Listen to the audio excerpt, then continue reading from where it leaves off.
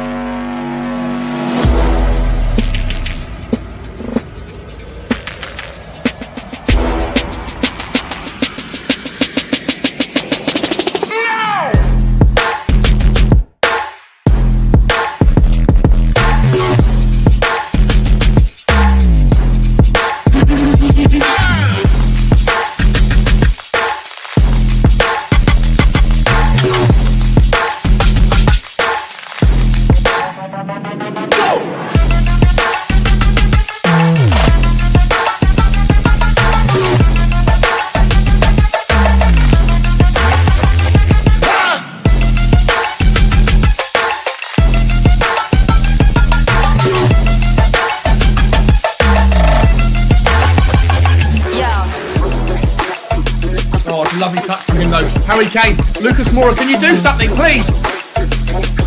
Last chance, Matt Doherty! Oh, you shite! And there could be from the dead to the don't fuck it up now, don't win it! Go and win it! Let's go for chance! Stephen Bergwijn! Stephen Bergwijn's through! Win it, Stephen! Come on! Yes! He's won it! He's gonna win it! Oh my God! Oh my God! Oh! We did it!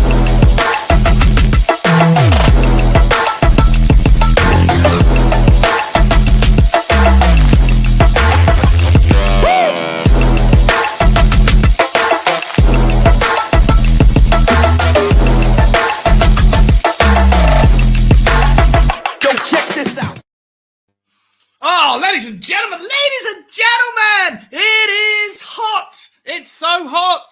We're going to see how we're going to do with this one. Could be over before it started. The computer's melting. We've lost a guest already. His computer's not working. We're going to figure it out as we go. Ladies and gentlemen, if you are new here, then welcome to the Spurs Talk Show. And if you're not new here, then welcome back. Welcome back. We're trying to get some content out. We're trying to find ways to stay cool. It's not easy. It's not easy. And I've got air conditioning. I just can't put it on very often. Before we get going, let me get my speaker overlay set back up. That's lazy of me. How's everybody doing?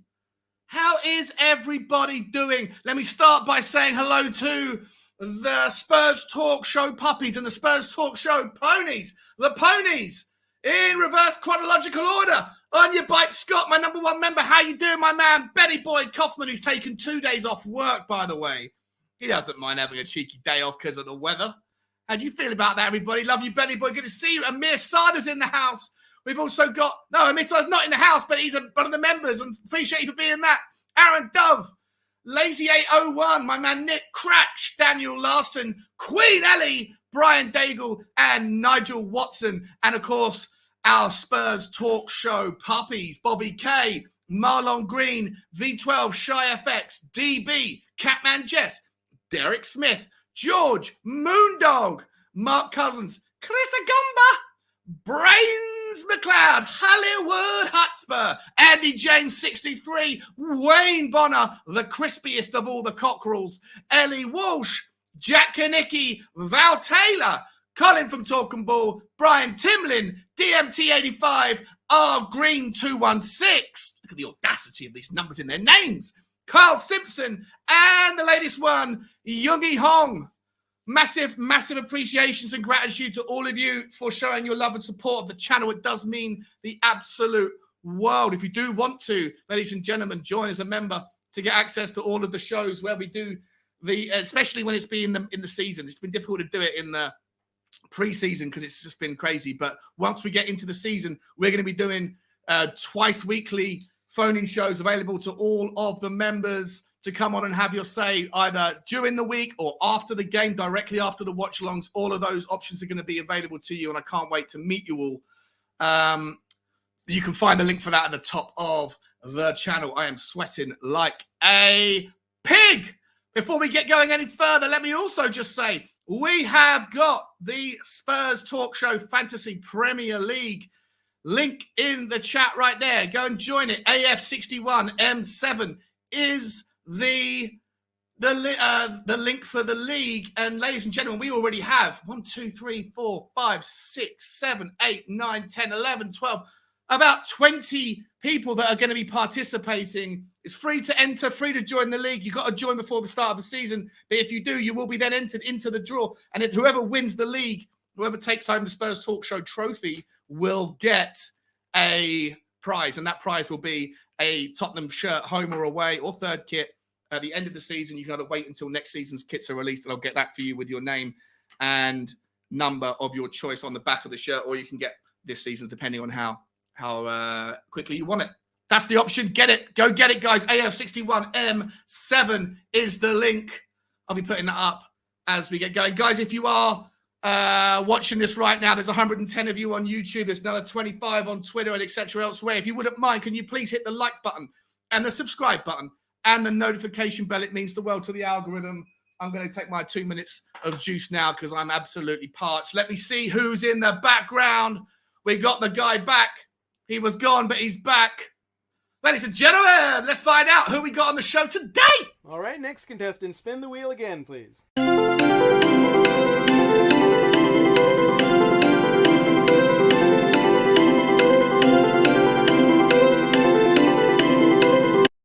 Ladies and gentlemen, you might have known him for one of about 84 different names over the time. This one is a brand new one today, and it's quite appropriate given the climate, the clammy climate. We're going to call him Sweaty Mess. How are you doing? Good, mate. How you doing, buddy? You cut out for a while and you're back. You're back. I'm back. Maybe it's the heat. I don't know what it is. I've gone for Uh-oh. So I've joined. It's going again. Your internet's going again. It's frozen in a particular wankety wank face. Might get a clip of that and give it to Bob Spur. Let's press pause and bring in the next guest to see if Nick can catch up. Ladies and gentlemen, you know this man as the audacious one. The one who used to put numbers in his name. Not today. If we have one man who's called Sweaty Mess, we have another man called Dripping and Angry. How you doing? How you doing, Coof? You okay, mate? No, this is absolutely unacceptable behaviour from the Sun.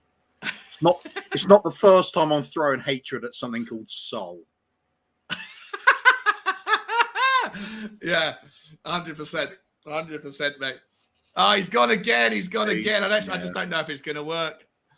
It's ridiculous, man. How, on a scale of 1 to 10, how angry are you? At least 17. Okay. Well, then maybe today's not the day to have some contentious debates. Maybe I won't. Shut it. And we're starting already.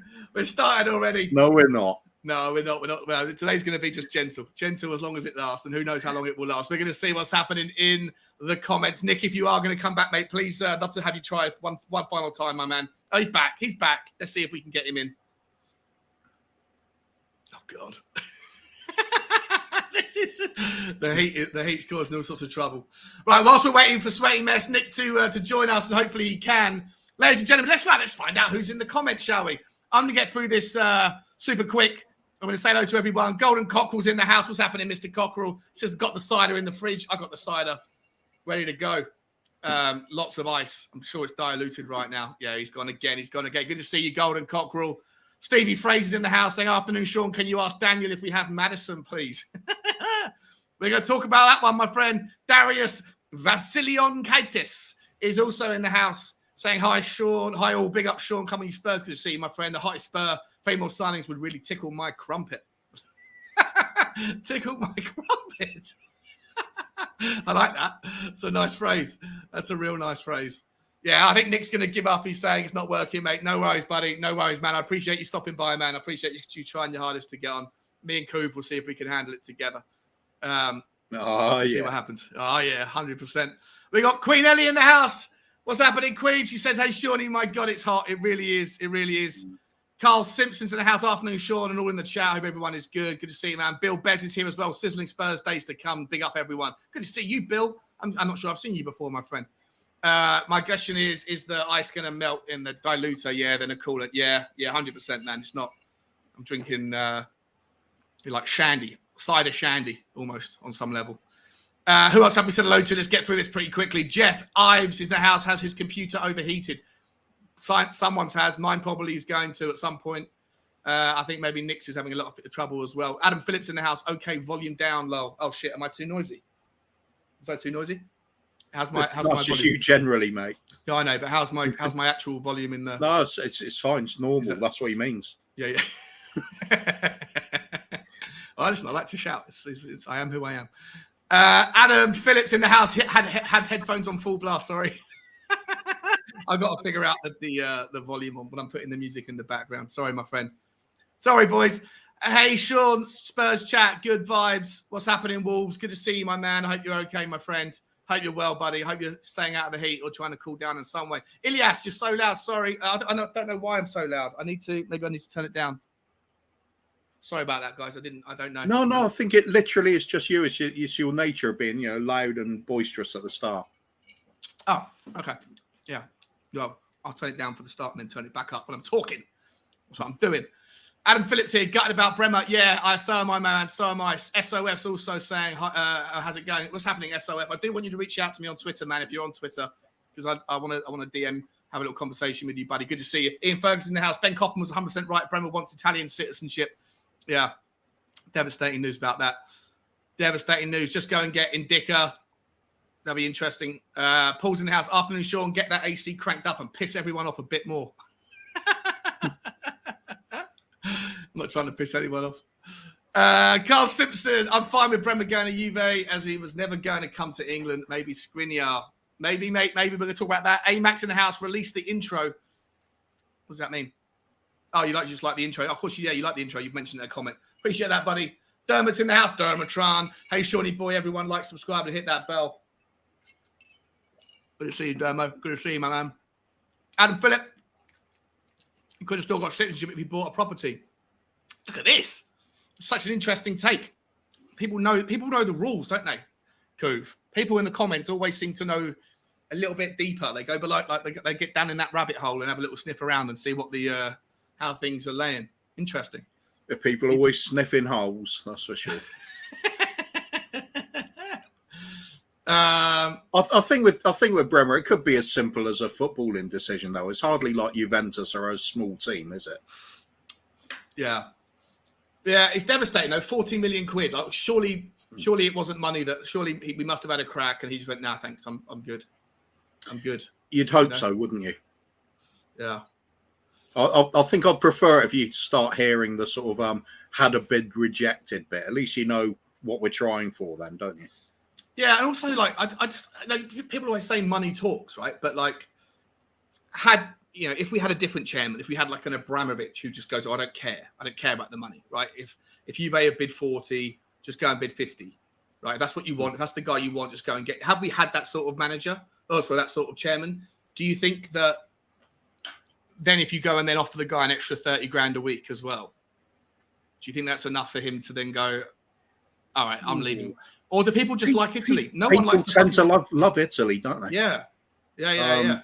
Yeah, there's more than just money, but I mean, you've got to offer money to a certain point, haven't you? And then after that, perhaps people just think, well, I'm going to be loaded either way. I'll just go on the other decisions at that point. And Italy's more appealing than London, maybe. So it is for some, other way for others. Interesting one, isn't it? It's an interesting one, you know. Yeah, some people are desperate to come to London as well, so it works both ways, I suppose. Yeah, yeah. No one wants to go to Manchester, though, do they? Right now, No, of course not. No one wants to go to North London or the Emirates. The Emirates either, yeah. And it's a beautiful thing to see. Scott Hylam's in the house. What's happening, Scott? Saying he's loving it. You loving the heat, are you, my man? Wowzers. Lukey's in the house. What's happening, Luke? Good to see you, buddy. Good to see you, man. Good to have a little chat with you in the comments earlier as well. Love that show you did on Bob Spurs the other day. It was really insightful and heartwarming, man, to have heard the story that you went through. Ellie's in the house. She's melting, literally, Sean, like the Wicked Witch of the West. No more Queen Ellie. Yeah. Wow. Yeah, it's ridiculous. I'm actually feeling a little bit. I'm gonna have to turn it off. I don't want to be rubbing at everyone's noses for the next few minutes until I warm up again. Wolves again's in the house saying, looks like Mr. Paratici cooking some marquee signings. Well, we're going to talk about that because I've got some news to bring out. Apparently, there's 3 more deals he's trying to get done in Italy. Let me just get through some more people, and then we're going to crack on with some of the content. Where did I get to?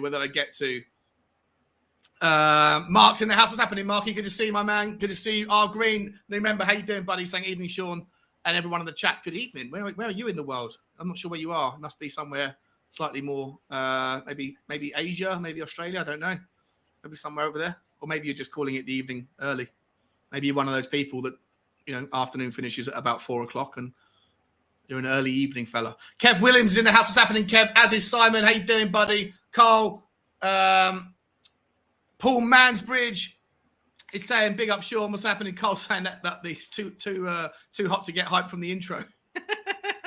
I've got to change the intro soon anyway because Bergwijn's no longer a part of the squad, so I can't be having out of date content, although I'm going to miss it. I won't miss the piss stain too much. Adam Phillips in the house saying, what guest have we lost? We lost Nick. We lost Nick, unfortunately. Aaron Dubbs in the house. Kev Williams in the house. Aaron Dubbs in the house. What's happening, Aaron? Saying, buzzing. What a great stage of Tour de France. Oh, okay. I didn't even know that was on. That must be brutal, aren't they?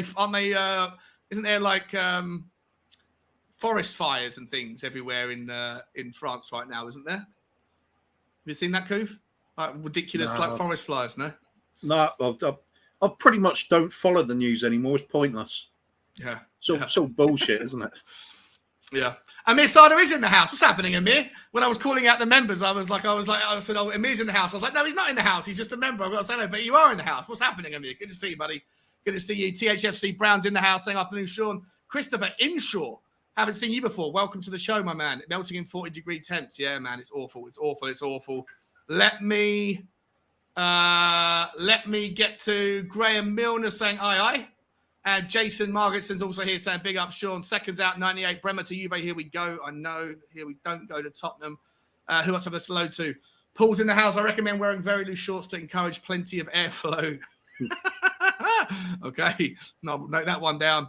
Although, to be honest, unless I'm not sure, like the size of me right now, I'm not sure I can get very loose shorts unless I go to like Giacomo or one of those bigger, one of those clothing lines for the slightly larger gentleman. I'll go to Billy Smarts. Okay. Nice. Soren's in the house. It's a tad warm. Think I might have to take the jumper off. Nice, yeah. Very good. Who else have I said hello to? Luke Price as well. Hello, mate. Good to see you. I will not be putting a jumper on anytime soon. Adam Phillips also in the house. Anybody else haven't said hello to yet? Kavinsky, Nightcrawler. Oh, Nightcrawler. What a hey brother, what Freemason lodge are you associated with? That is the most bizarre introductory comment I've ever seen. I'm not associated with any Freemason lodge. What makes you say that? That's a strange one. Super strange. Gary O'Flynn, hot. What's happening, Gary? Who else haven't I said hello to? Haven't said hello to Ian Ferguson, good to see you, buddy. Clip it before it's too late. Yeah, I've got the clip. Don't worry about that. That was a good one. Who else we got? Paul Holden's here as well. What's happening, Paul? As is 10F1. Hello, fuck summer. Clement, my man, is here. Cuba99 is dripping. Spencer Arnold, what's happening? Hello, lads. Ulster Spurs. Good afternoon, Mr. Ulster Spurs. Good to see you, buddy. Haven't seen you for a while, if ever. I'm not sure I've seen the name before. Good to see you. Big Boss Man's in the house. What's happening, Big Boss Man? Wilson T's here as well. Absolute Bore is also here, as is Simon Davies. Okay, we're gonna scoot through. John N. Good to see you, buddy. Who else? We got Nick Collison, the guy who just left the stream. Is in the comments. What's happening, Nicky? Andy Midge as well. Tenerife Bob. What a name. Love it. Tenerife Bob. Love it. I used to have a mate who always like outdo me, and I used to call him Tenerife Sam because, like, you know, when there's a phrase when someone always like my dad's red car is better than your dad's red car. There was a phrase like, if you've been to Tenerife, he's been to 11erife, and I was calling Tenerife Sam. So good to see you, man. He says Tenerife. I'm new to the stream. Love the content. Stumbled upon you earlier, looking at the sheep in the shade on your walk with your dog. Oh, nice one, man. Yeah, that was I got called out for that, by the way. A guy that's a regular person on the chat, and a guy that I always got on really well with, KJ Hotspur, I think his name is. He left a comment saying, "Mate, not being funny, Sean, but you've really pissed me off today. You're putting Bugsy's life at risk, taking her out." And I was like, oh, if you're joking, don't really understand it. If you're not joking, I'm not in the mood to have people telling me how to look after my dog's my pride and joy. I absolutely adore her. And she had 2 bottles of water and she jumped in the lake on the way. So anyone that wants to call me out for taking my dog out for a walk, don't do it today. I'm not in the mood. But I hope he's all right. I like the guy. He's a nice guy, but just didn't appreciate being called out for it. Perhaps she was more hopeful that you jumped in the lake. I did jump in the lake. You did. I didn't jump in, but I took my feet off and went in like up to my ankles and threw the ball for her. Yeah, do it all the time. It's nice. Fair. It's nice. But she loves it. She goes absolutely mad. Yeah, of course. Yeah. So she was fine. She's learned how to drink bottle. Like she drinks like, you know, those bottles of water that have got the nipple thing on that you suck, like if you like a sports drink. She's learned how to get her teeth on the end, and rather than lapping at it. I'll send you a video later. It's actually in the Spurs Talk Show WhatsApp group. It's hilarious. She likes to guzzle water like a human. She thinks she's a human. Anyway, we're not here to talk about Bugsy. We're here to talk about Tottenham. Let me say hello to the last few people. Tot Josh, what's happening, Josh? Good to see you, my man.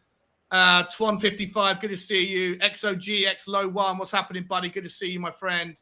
I love Ben Davies. Wow, there's some people I haven't seen here for a while. Derek Hutchinson's back as well. I think we've done about enough of this now. Adrian Lawrence, Super Tottenham. Wiley Cat here. Hotspur TV is here as well. Amazing. All right.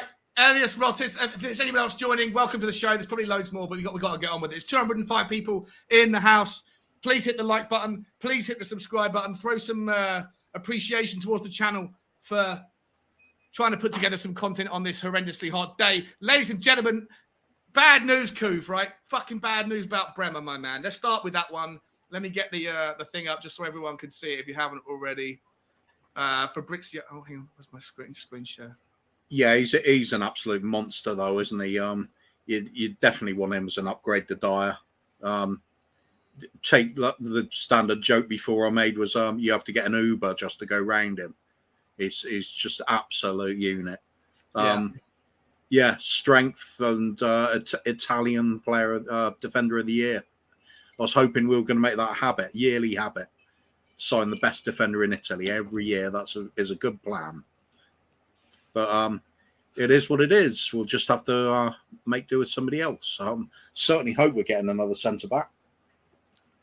So who do you want to? I hope we are as well, because look, on the 2 performances in the friendlies thus far, I know that Sanchez has played out of position in the left centre back role, and obviously we know we've got Longley who's going to be back to play against Rangers, and we can talk about that in a minute, right? But let's just be real. Like if Romero or Dyer goes down injured, as it stands, we've got Tanganga and Sanchez. And God forbid Romero gets a long-term injury like he did at the start of last season. That kind of unless you've got someone else who can cover. Well, Longley could cover if need be, I think. So do you think he could though? Because he's a ball-playing centre back. I just don't know if he's good enough defensively. Like, I think he's intelligent enough to know, where to be. It's all about positioning in the central defence anyway. So I think if he's smart enough, he will be good enough for it. But we'll be stretched a bit thin. If Romero's gone for any amount of time, that's going to be a serious blow to us. But, we could do with more, certainly. Is a name that Adam Phillips bringing up right now. Upamecano is a name that's been, a few people have been talking about him. I mean, I don't know I've not seen too much of him, obviously, but since he's gone to, De Ligt has gone to Bayern Munich, there's probably space for one of the Bayern defenders to go. And listen, from what I've read about other people whose opinions I absolutely trust, he could be surplus to requirements, and obviously he's got the caliber and the kind of heritage to be able to to step in. Would you? I mean, I don't think we've ever signed a player from Bayern Munich. Would you be up for this guy? If I can get his stats up for us, if you want to go through it. Yeah, I was just having a quick look on his injury list because didn't he have a habit of being injured? Well, perhaps not too bad actually. One lengthy knee injury back in 2019, but otherwise not so bad. Yeah, I think he's a good player. He's about 6'1" again, isn't he? Yeah, 6'1". Can play both sides of a back four for Munich. French international. I think I don't think he's played for France for a little while. I think he's only had like they seem to have quite well blessed with players, France, don't they? Yeah, 100%. Yeah, another ex-Leipzig. Leipzig just continued to kind of bring these players up and absolutely send them on. I think he's from Guinea-Bissau but plays for France. Like I say, I don't watch the German league too much, mate. So I've only seen him in the Champions League. But a lot of people say that he's a really good player. I think he's played 139 times in the Bundesliga over his career. It's not.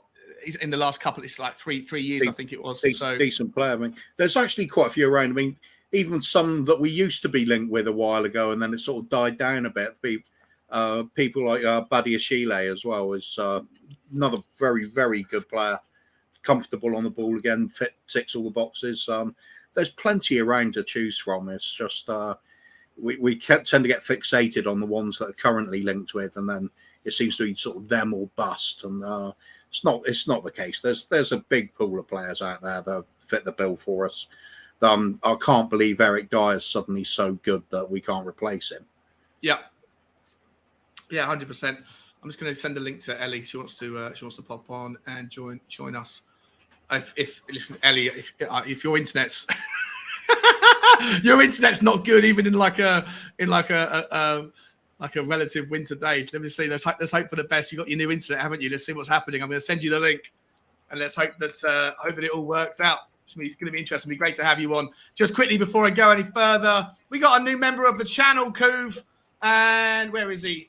Mr. Stewart 727. Super appreciate the support, my man. Thank you very much for your generosity and supporting the channel. And like I say, dude, as soon as we get past these, there's going to be on the watch-alongs for the friendlies.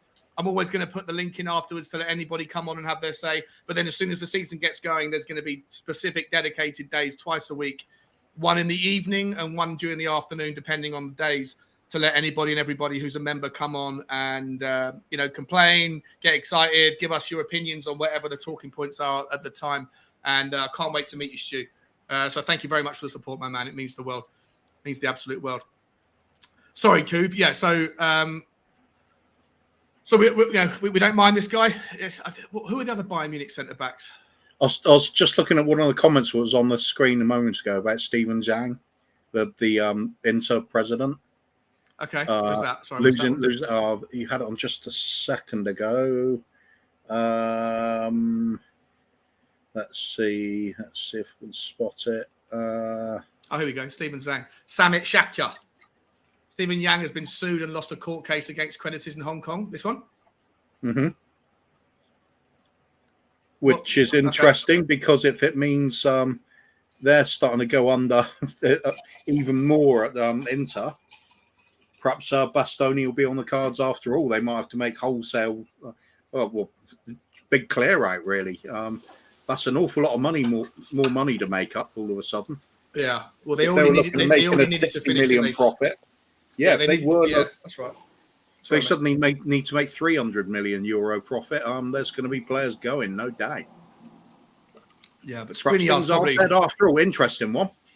Dumfries, Skriniar, all the 84 players that we were linked with from the Inter squad.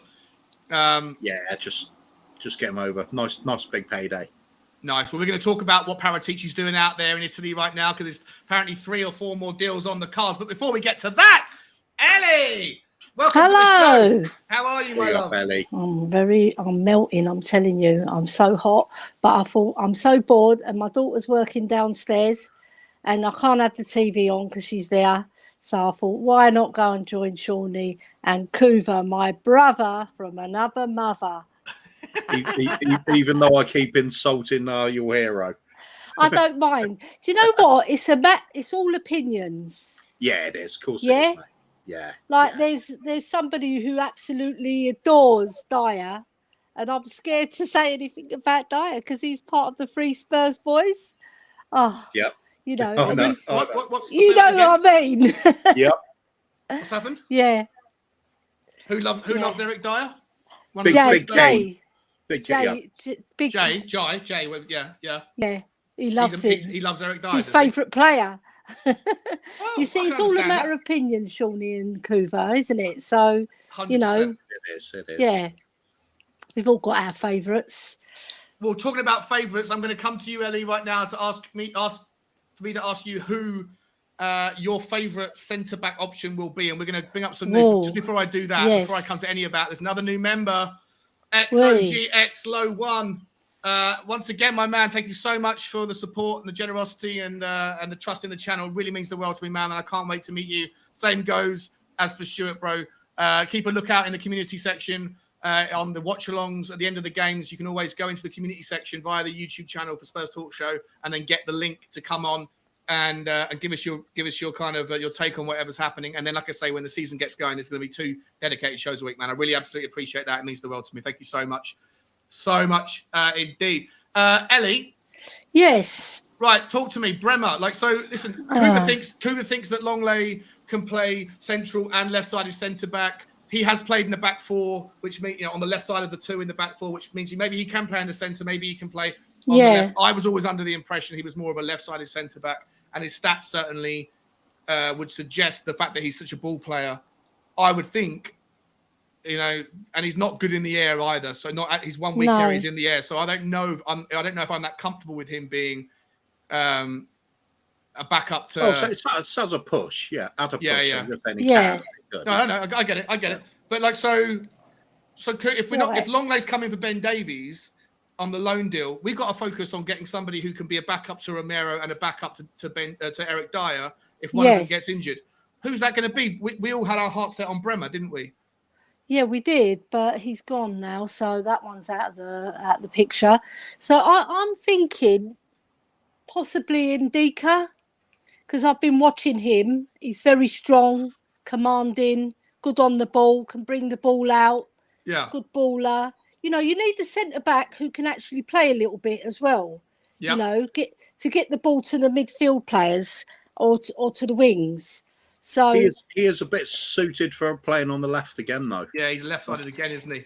Yeah, but the thing is, there's not that many. The only other one I can think of is Skriniar, but everybody's saying he's not. What he's about not De their Vrij? cup of tea. Yeah. Would you go for De Vrij? Yes. Yeah, I would. Yeah. Or the only other one I was thinking of. I know this might throw a spanner in the works, but get Vertonghen back.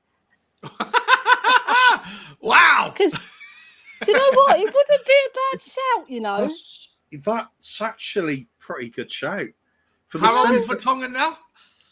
31, I think, 32. Have a look. Let's have a look at him. And where does he play? He's playing in the Middle East, isn't he? So he can handle the heat. No, he's 35 now. He's 35.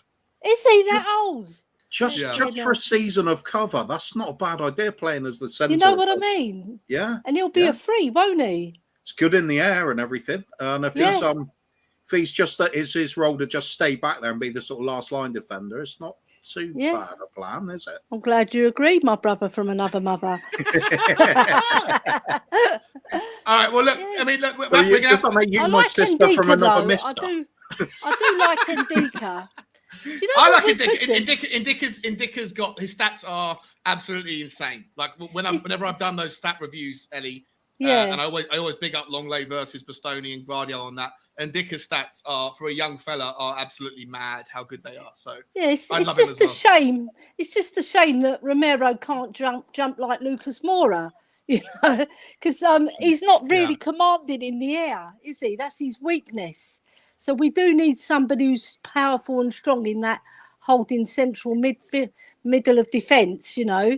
So, I think the reason Jan was struggling for us so much towards the end is because he's having to cover the left back area as well. Yes. So the legs are a bit tired. But if you put him in the central part doing a Dyer role, I think he could do that for a year. And he can do it better than Dyer. Sorry, Jay, but he can, even at his age.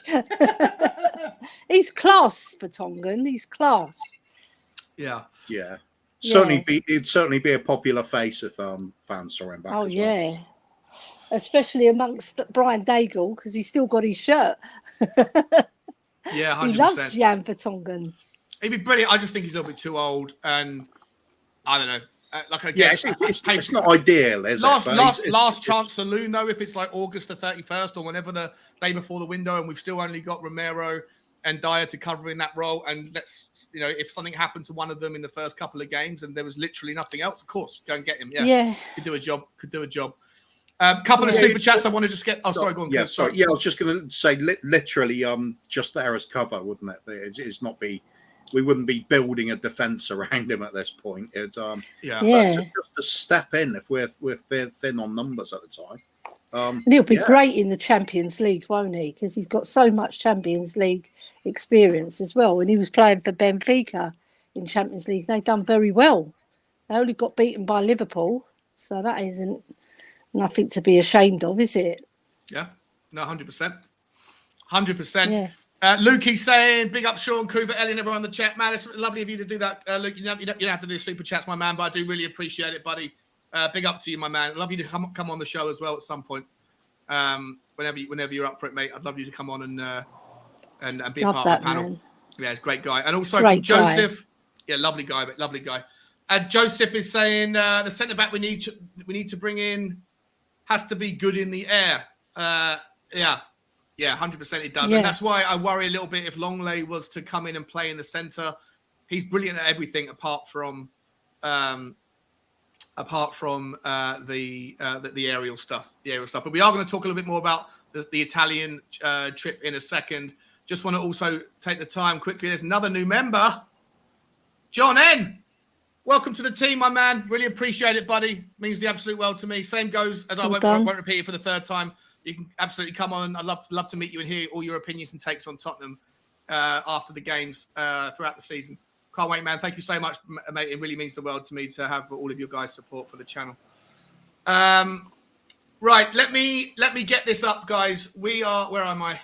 Where's my link I need to get to? Hold up. Okay, so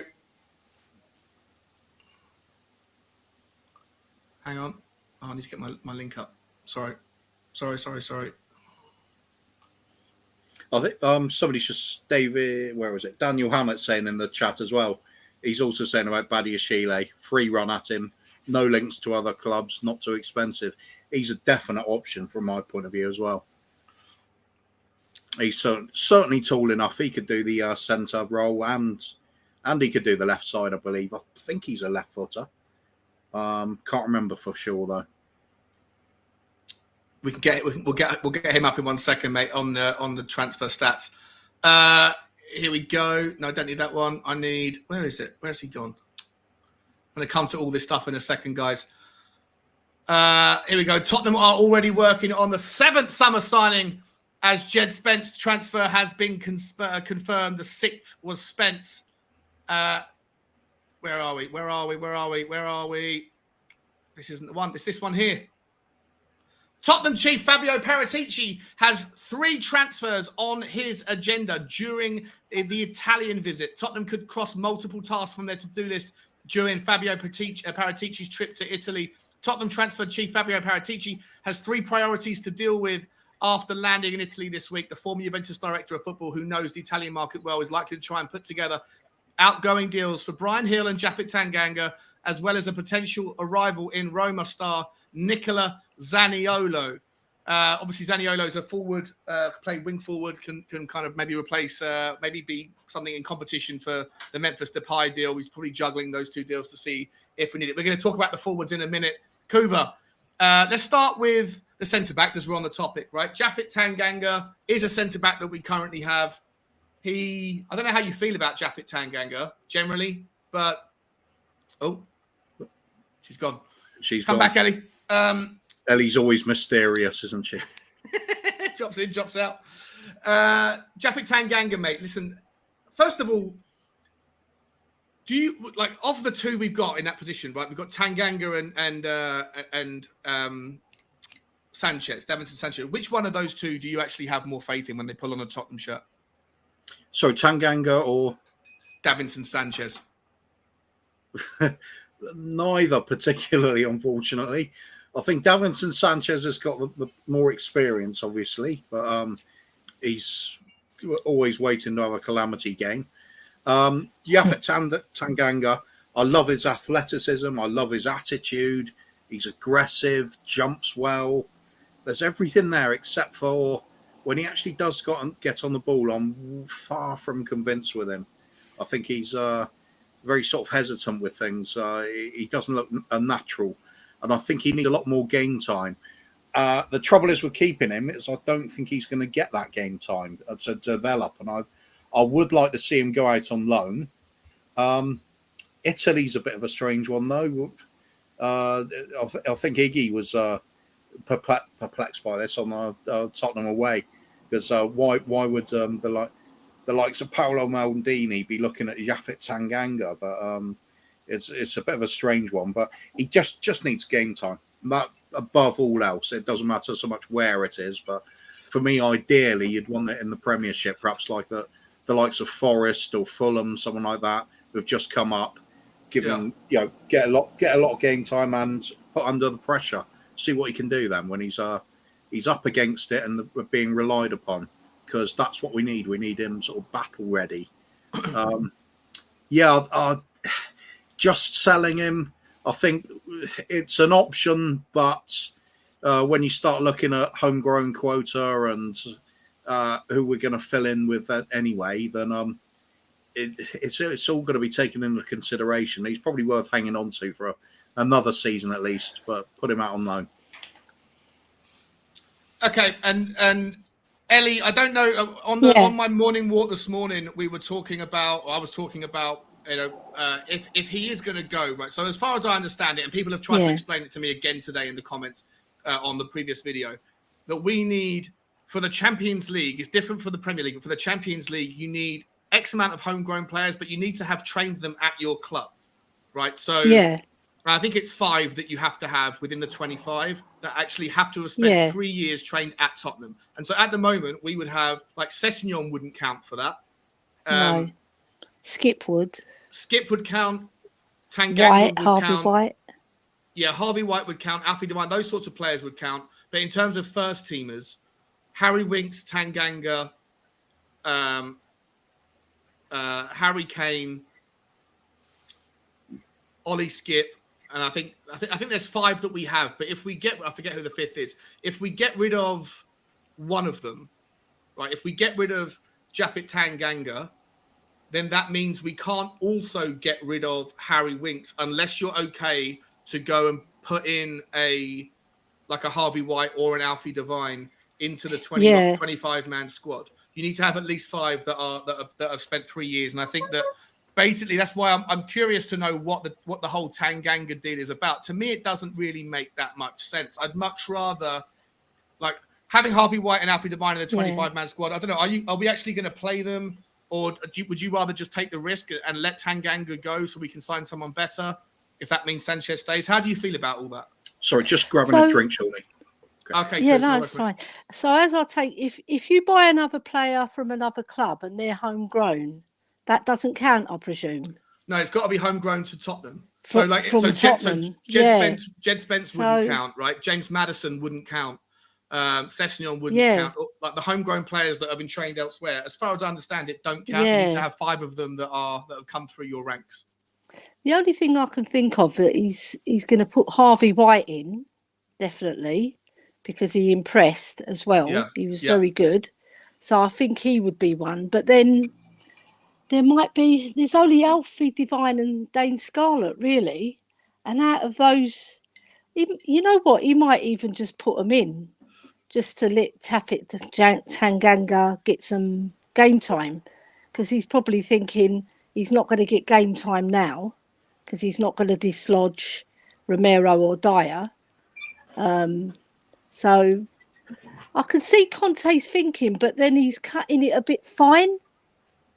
He really is. Yeah. Yeah. It's a bit of a gamble, isn't it?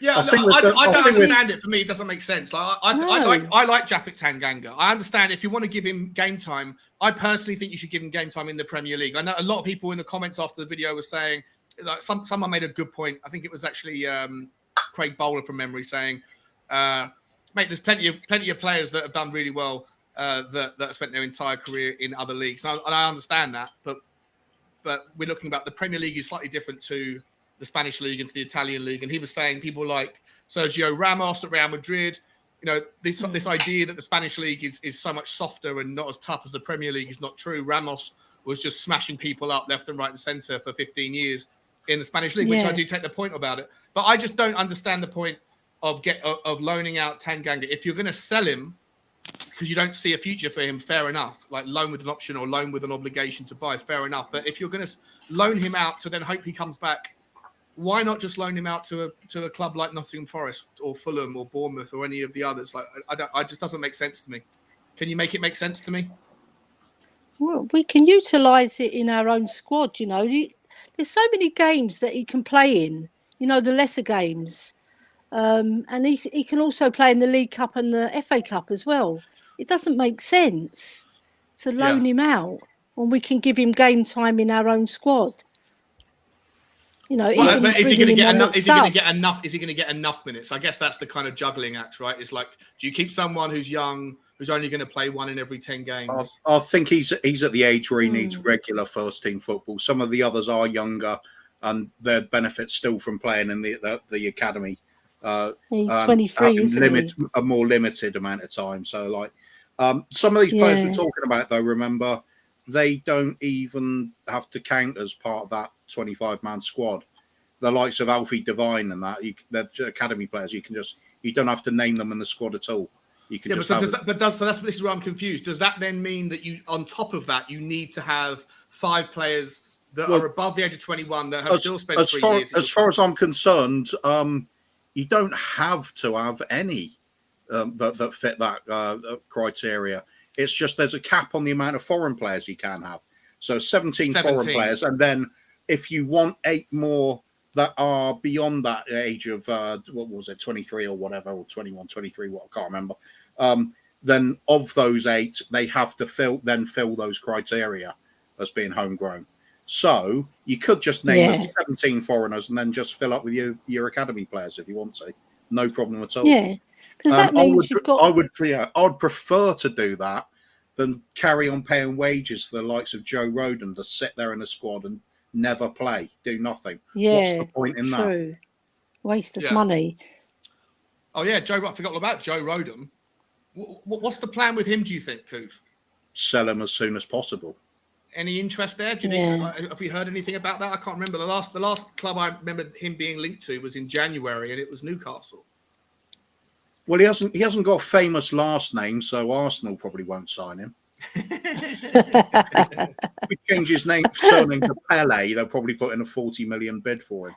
Yeah. Yeah, 100%. Yeah. All right. Well, look. So We can change it to Ronaldo. Ronaldo, yeah. Ronaldo. Very good. So just quickly, a couple of super chats. Benny boy, I really appreciate it, man. But I'm gonna press pause on it because we're gonna move it up the pitch in a minute, buddy. I'm gonna come back to it.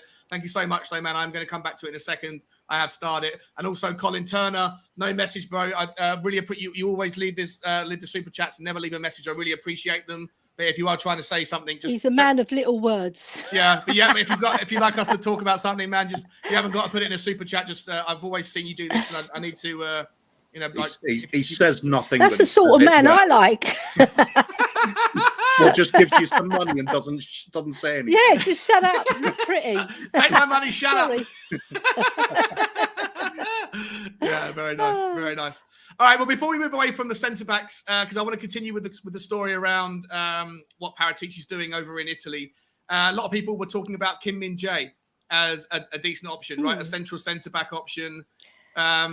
Here's one, Adam Phillips saying Kim Min-jae would be last resort, but a few other people have mentioned him as well.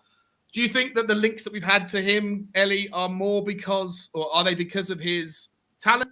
And he's a big player, big guy, a lot of I guess capabilities and physical attributes that that could maybe be useful, or do you think it's more because he's Korean and maybe there is so much money to be made out of the Korean market? Without trying to be disrespectful to Kim Min-jae, do you think that people at Tottenham are just looking at it and thinking, well, if we got Sonny and Kim Min-jae, we can do a pre-season tour to Korea every year and just pick up 50 million quid. Yeah. Do you know what? I just don't think it's going to happen because we've been linked with him for so long and, we haven't signed him and we've been linked to him again and we haven't signed him. So, and there's no real big stories, massive stories saying, yes, we're definitely going to get him. So I just don't think it's going to happen. I don't think Spurs are interested, to tell you the truth. I think they've probably looked at him and thought, no, he's not our cup of tea. We can do better than that. With a more experienced person that's played in the Champions League as well. We need somebody to come back. We really need two defenders, really. Not one, we need two. So I hope that they get these two defenders over the line and a right wing back who's established. Because although Jed Spence is a prospect, he's not the finished article and he's not played Champions League. And there's a big gulf between the Championship and the Champions League in quality. Maybe not so much the Premiership, yes, there is, but when you're playing the best players, the best 11 in every country, you see. So I don't think it's going to happen.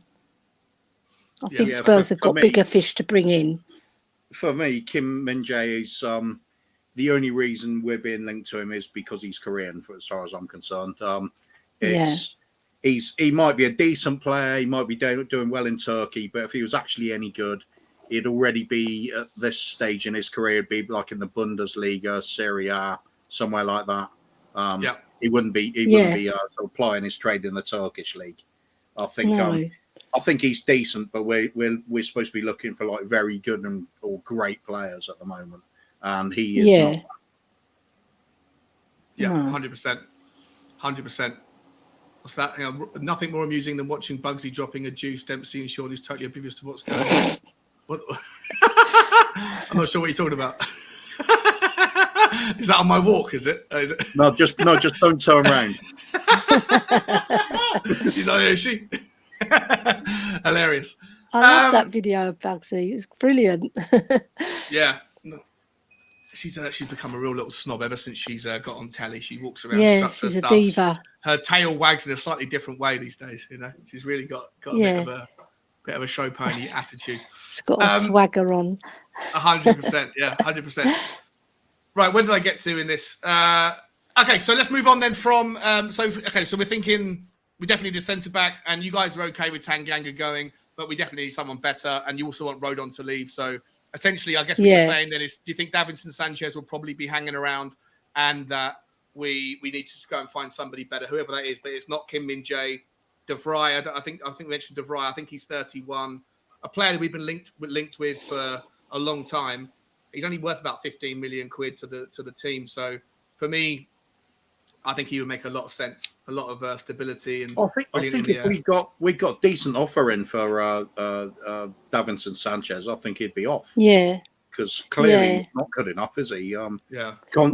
There's no way I can say Conte is going to be thinking, yeah, we'll definitely keep hold of him. It's kind of last resort for us at the moment, which is kind of a pity because I like him. What I see of him as a person, he's like there's a determination about him, and he sort of fits in with the players. They can see he's quite friendly with a lot of them, and he's just not good enough, is he? There's too many mistakes in this game.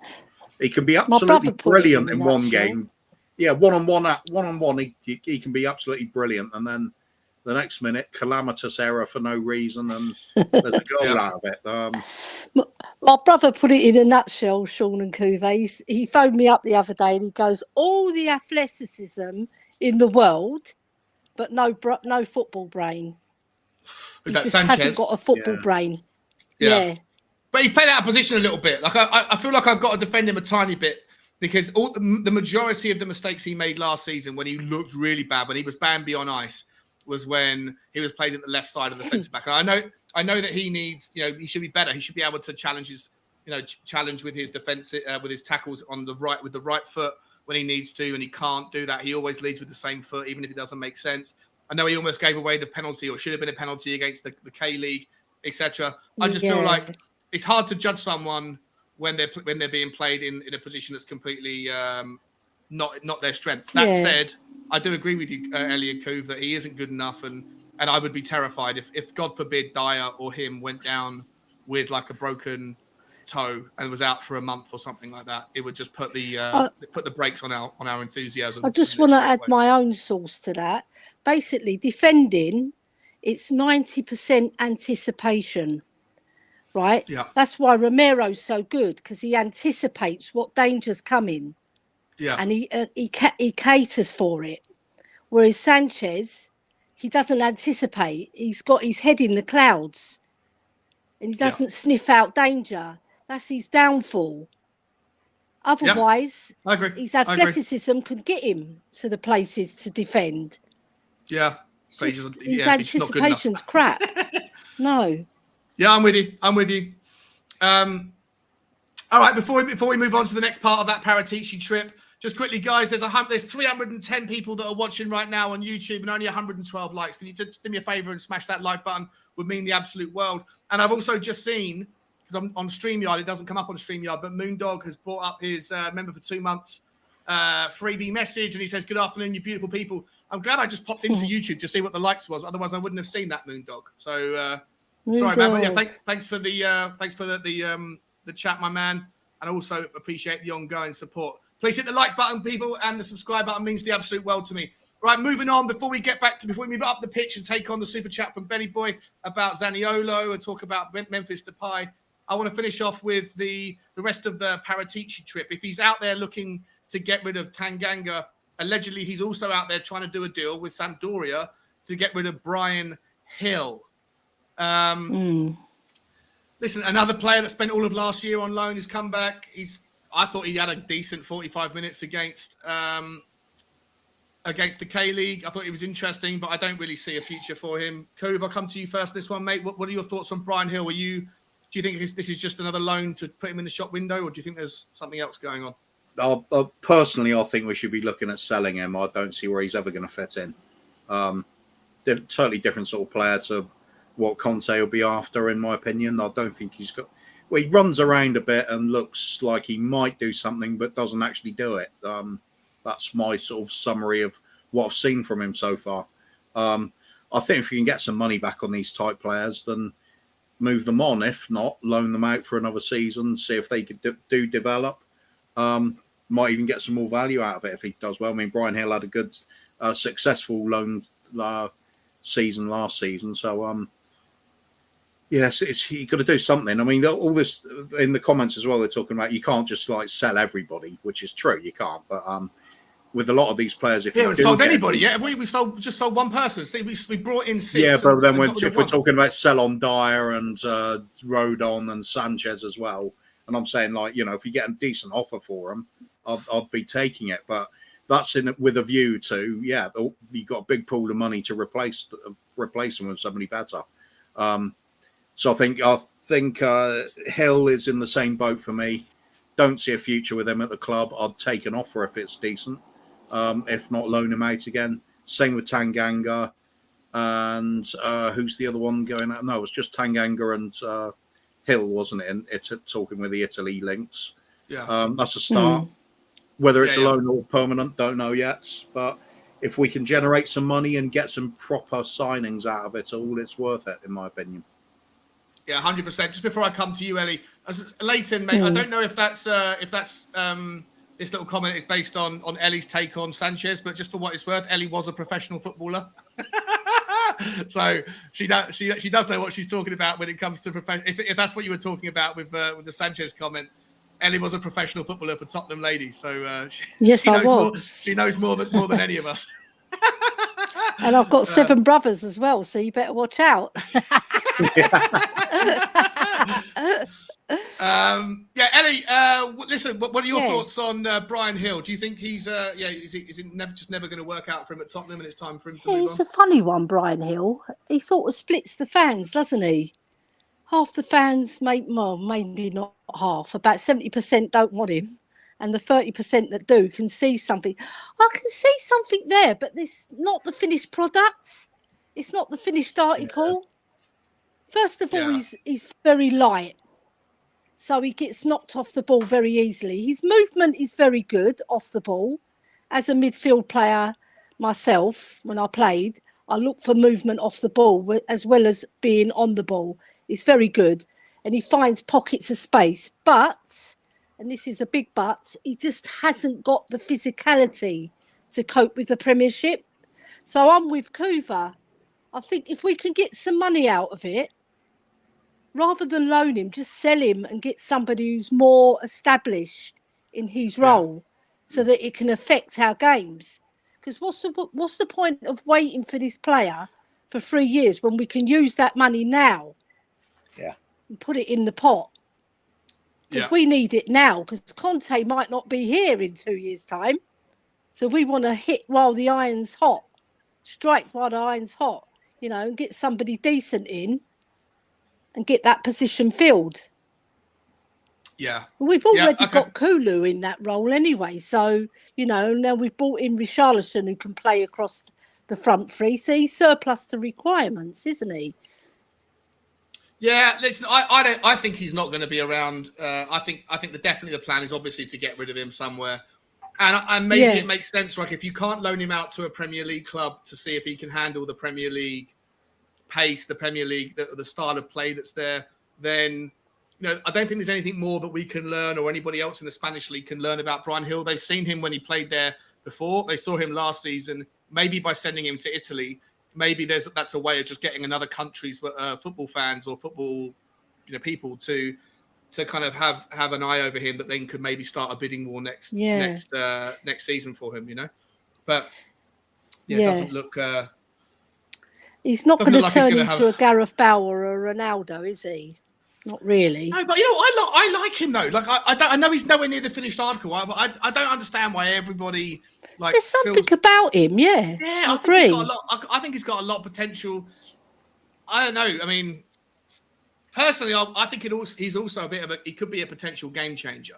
He could be one of those players where you don't play very often. You give him 20 minutes here, 20 minutes there when he's necessary. Also, when you've got the 5 subs next season.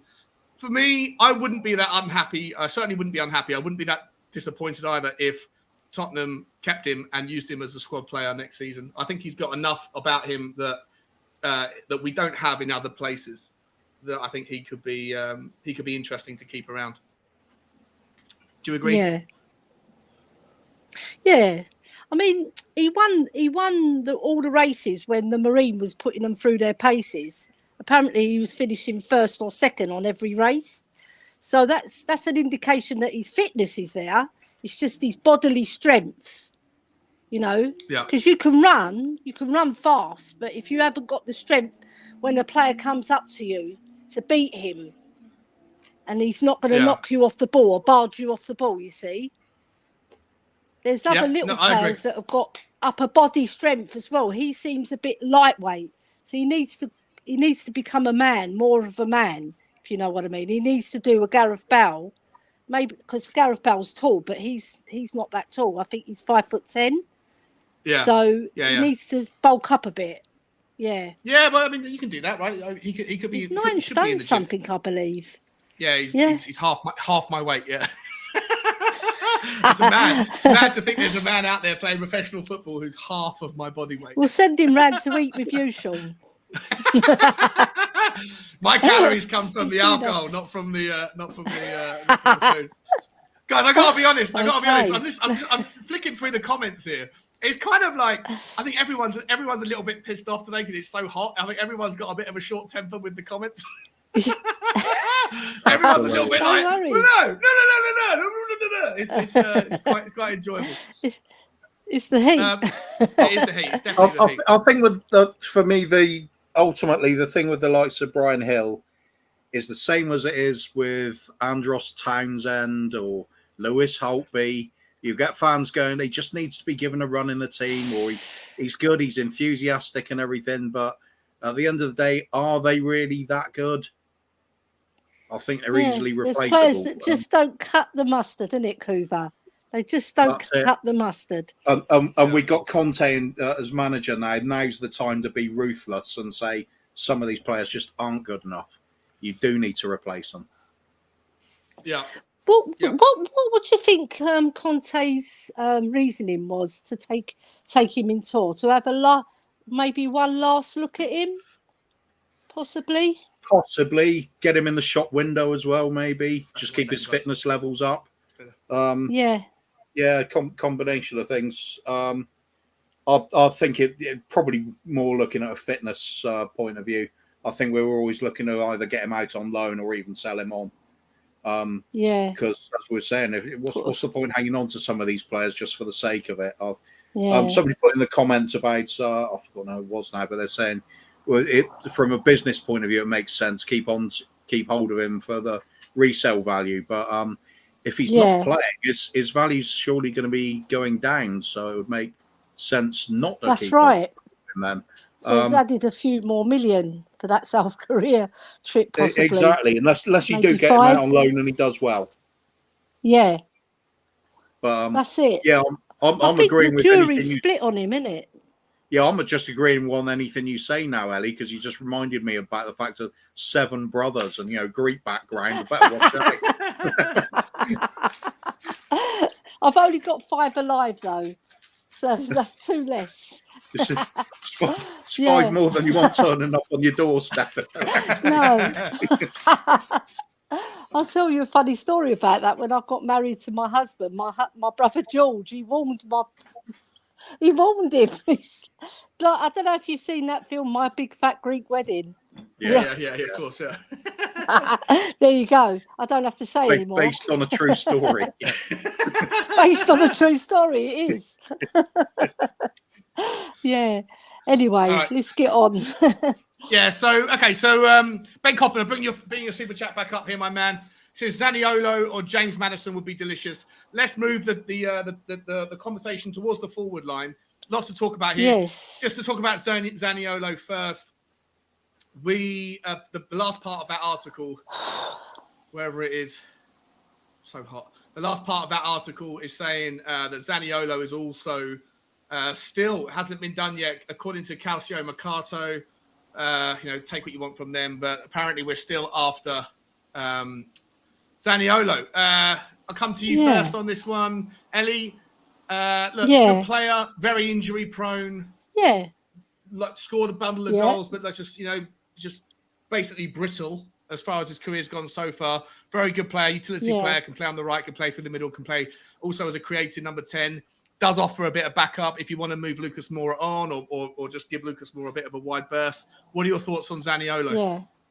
Yeah, I like him. He's a very aggressive player, very strong, powerful, can score goals. Not sure whether he's as good as Maddison. Plus, Maddison is Premiership proven. So, if I had a choice between the two, I would actually personally go for Maddison because I think he's more of a baller. Yeah, and he can link up play a bit better than Zaniolo, what I've seen. So, yeah, my preference would be Maddison. And also, we've been after him many, many years before. David Pleat was after him initially. He scouted him for a long while, so he's been on our radar, but we've never actually picked him up. So I'd rather have Maddison, to tell you the truth. Yeah. Okay. And replying to OCD Whiskey's comment about why Vancouver says I disagree, that's because you're allowed to be wrong on everything, mate, and your whiskey's rubbish. So there you go. No, big up, mate. Big up, mate. Oh my God. Big up, Soren. We had some good discussions recently, haven't we? Yeah, he's a great guy. Great guy. Well, he's new to the channel, new to the community, and he's very he fits straight in like a glove. So it's I'm waiting for Scott M to come in the chat if he's not in there already. He's not in here just yet, no. So so Zaniolo is a no from you. Like if it's a choice between Zaniolo and Maddison, I get it. Everyone wants Maddison. He's going to cost you 3 times as much money probably, or twice as much money as Zaniolo would. But if Maddison doesn't work, if Maddison can't work, how do you feel? Like would you take Zaniolo, or just do you think he's just injury prone? His injury record is just too, too risky to be able to rely on him? For me, I think Zaniolo's well worth a punt. Their injury record is worrying on the surface, but you also got to look at the fact he played over 40 games last season, so it would suggest he's over it.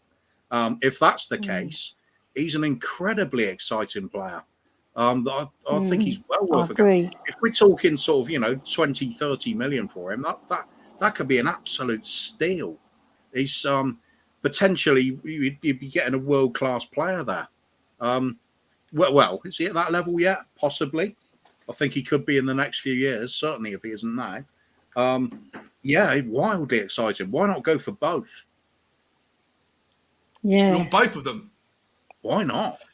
Well, because there's only like 25 spots in the squad, and but you can shift some. Yeah, but we've got out then, can't you? Yeah, we've got so many to shift out. It's not FIFA though, is it? It's not that easy to just. No, it's not easy, but that's not my job, is it? That's what Paratici's been paid a lot of money to do this. So who do you want to get rid of? You want to get rid of Mora? Happily get rid of Mora. Obviously, Ndombele, Lo Celso. Who else we got there? We got the likes of Rodon to get rid of. Sanchez can go. Emerson can go.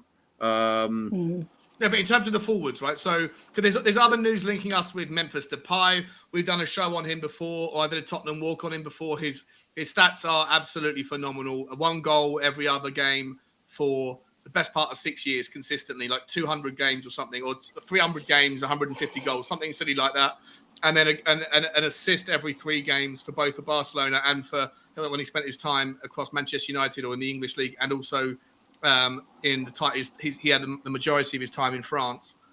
So, like, his stats are absolutely phenomenal, but he's another temperamental player with potentially a lot of baggage and a lot of problems. So, if we're going to get him in to, I guess, replace Bergwijn, then are we assuming then that if in order for Zaniolo to come in and Maddison, you need to get rid of Maddison? You could argue you could get rid of Maddison if you get rid of Lo Celso and Ndombele. But if you can find homes for them, then there's a space for Maddison. If you want a space for Zaniolo, don't you need to get rid of Lucas Moura as well? Yeah, maybe. I'd happily do that. Yeah. Yes, you're asking me if I want a player or not. I'm saying yes. It's not my job to work out how that's going to happen. I'm just saying yes. Get it sorted. I will play it FIFA style Football Manager style. Yeah. Bollocks to that. I'll just say what I want. It's up to them to sort it out. Yeah. And both of those players will Hey, give you more stop goals. paying me like 60 grand a week. I'll give it a good crack at getting rid of them. Yeah. So The thing okay, is, yeah, and goals go on, Ellie, yeah. goals win matches, right? So you need players that score. Mora, however good he is at dribbling, his final ball is very weak, and he doesn't score. Yeah. So we love him. He's a fan favourite. There's no doubt about that. There's some people that don't love him, but the majority do love him. But are we loving him for the wrong reasons? You know, if we can get a player like Maddison who can add 15 goals to your side, and you add Zaniolo to that, who can give you 10 to 15, that could be the difference between finishing third, second, or first. You see? Yeah. So we need players that can score goals from midfield and from the wings. Yeah. Stevie Fraser saying #save Mora. He doesn't want to see him go. I like Lucas Moura as well, to be honest. I got to be honest. I like it. I love him. I'm like everybody else. I don't even think Kuva dislikes him. I just think he feels that he's not good enough. Way overrated. I don't even think we overrate him. We just love him because he's so lovable. He's such a hard-working. That's it. This is what I'm talking about, mate. That's it. We've got That's all way you too get much from sentiment him. for players, isn't it? It's Yeah. You've got to be ruthless now. You don't want to keep a score forward that's scoring one goal every It's getting on for one every 7 now. It's just not the thing is, I personally think you can love a player even if they don't score, because we loved Dembele and he didn't score, but he was a very very good footballer. But you see what I mean? You can love a player, but you still want him to go because you know that he's not good enough. I hear you. I personally think that Lucas Moura, I think he is good enough. I think, like, if he was to go to another team and they were to build like a smaller team, if he was to go to like I don't know, like an Aston Villa or to a Newcastle or somewhere maybe even a little bit lower, if he was to go to a Fulham and they were to like build their team around him, put him in the 10 role and just let him create, I think he would create absolute magic and carnage for a lot of teams. I think he's a really good player. I just think he gets crowded out a little bit and he goes missing a couple of times because he's in a team that doesn't need him the same way that his skills could be reutilized. I've got all the time in the world for him, not just because of the Ajax game. I'd like him to stay. Would I like Zaniolo? Yes, I think Zaniolo is a really good player. I am worried a little bit about his injuries. Do I want Memphis Depay? Well, for the reasons I've already said a million times and been shouted down about my concerns about juggling game minutes for the forward line, I think that if you bring in Memphis Depay, you've got an absolute problem on your hands with that guy. But I'm not going to mention Richarlison anymore because I never get any reception on my point. Everyone just shoots me down. And so after a while, you're like banging your head against the wall. So I'm never going to mention his name again. I hope he does really well for Tottenham. Super chat from Bob Spur TV. Question for the panel. Oi. Imagine the scenario. Big up, Bob Spur. I don't know if you're coming on. I thought you were going to come on, bro, when you get home from work. If you want to, you're more than welcome to. I have also put the link in the chat if anyone wants to come on and try and get their opinions across in this hot, horrible Tuesday. But Bob Spur's saying, question for the panel. Imagine the scenario if we still hadn't brought anyone in. How would you feeling and which player would you be crying out for? Imagine the scenario if we still hadn't brought anybody at all up to this point. Right. I think we'd be at the gates with Brian Gagel kicking them down. Like. There's the absolute riots, isn't there?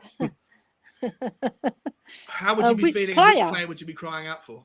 You'd be crying out for anyone, wouldn't you? At that point, you'd be saying, just fucking give me somebody. Yeah, I don't know. Oh, God, yeah, if we hadn't signed any of them. One player.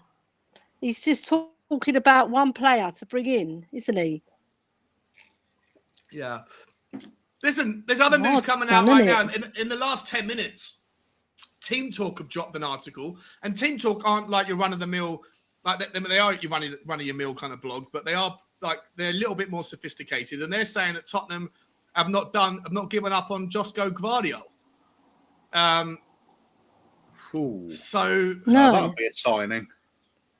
Yeah, I mean he's our number one choice, isn't he, Coof? Is he? I don't know. I mean, I wonder where they get all this from. A number one choice and stuff like that. Who's decided all that? Me. He's my number one choice. Is what I mean. There we go. He's my number Is he one the choice. boy who's only 19? Yeah, he's 20. No. Yeah, 20 years old. Yeah. Is he? I thought he was about 23. No mind. Oh, No, yeah, he's he's young. still young anyway. Yeah. But yeah, he's a beast. He's basically Romero, but on the left. Mm. Yeah. So exactly. be all for that. I And think then- there was one point we were suggesting, get Gvardiol in and Bremer in the middle, and just nothing else matters the priest for the signings then, because it's just going to be a bloodbath in front of those three. 100%. Big up, Hotspur, mate. Yeah, thank you so much for the super chat, my man. I don't know how to answer it. How we'll be feeling. I'll tell you what, Brian Daigle would be absolutely everywhere on every channel, every minute of the day. You'd see Brian's face. I think he's. I thought someone else was texting me. He hasn't texted me. I'll give you one player. I would have loved to have had Ericsson back because I loved Ericsson. Christian Eriksen. Yeah. Yeah, I really did. I know some people say, don't bring him back because the second time will not be as good. But I saw him for Brentford and he was fabulous. He hasn't lost anything. He hasn't lost his pace. He hasn't lost his fight for the ball. He can pass, pinpoint passes, open defences. We need someone like that in our midfield. Maybe Maddison would be my second choice. Yeah. You know what else we need, Ellie? You know what else we need? We need someone like hit this. me with it. Who could it be? All right, next contestant, spin the wheel again, please. I wonder who.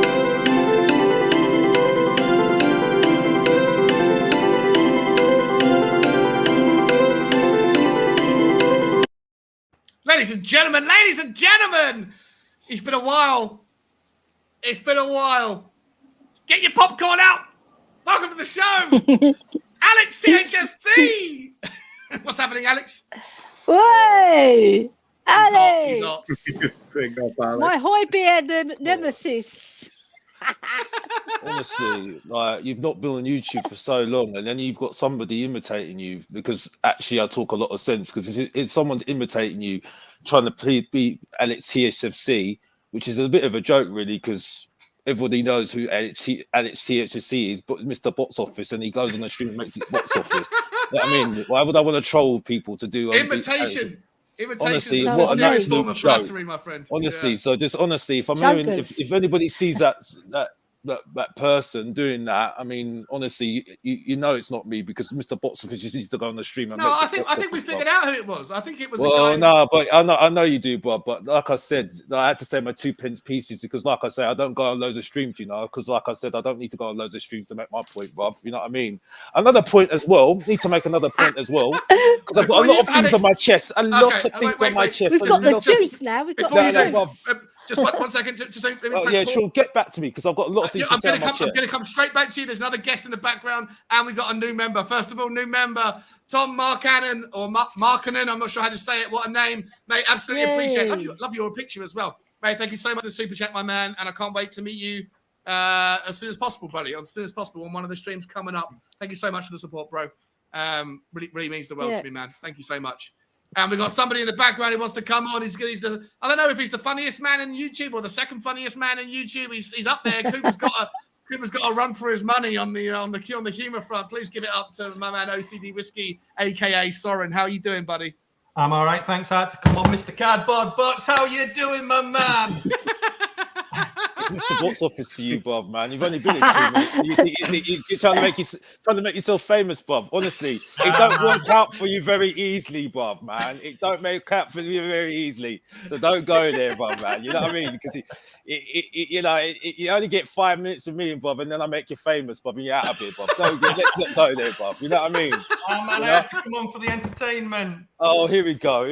Like I said. All right. By the way, yeah. Oh, people were saying that Hoyber's absolute rubbish.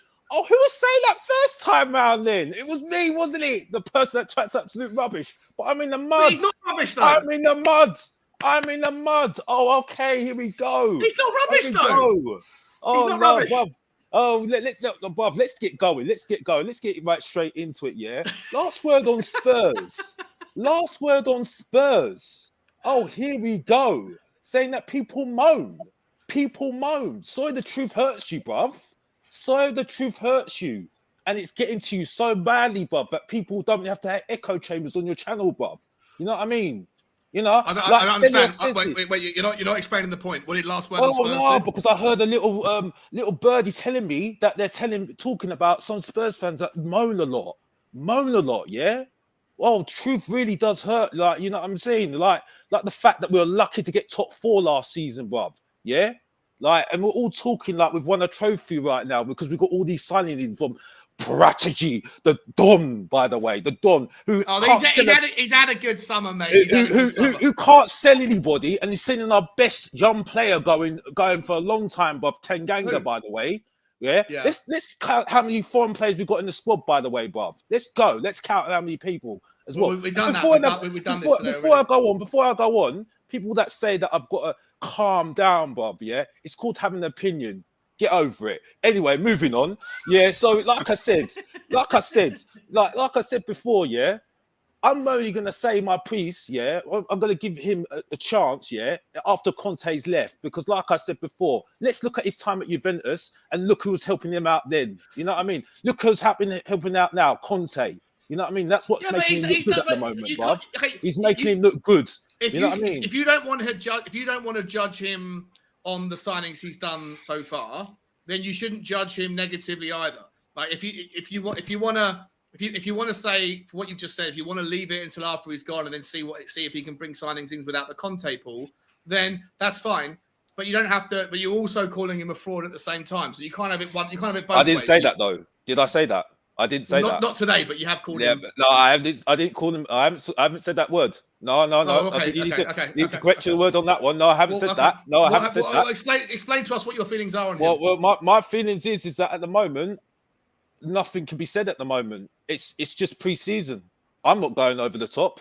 I haven't watched every single game and said, "Oh, we're playing badly" and everything else. By the way, it's amazing how people keep on talking about Emerson, Jill, Sarr, and they're not going to be here.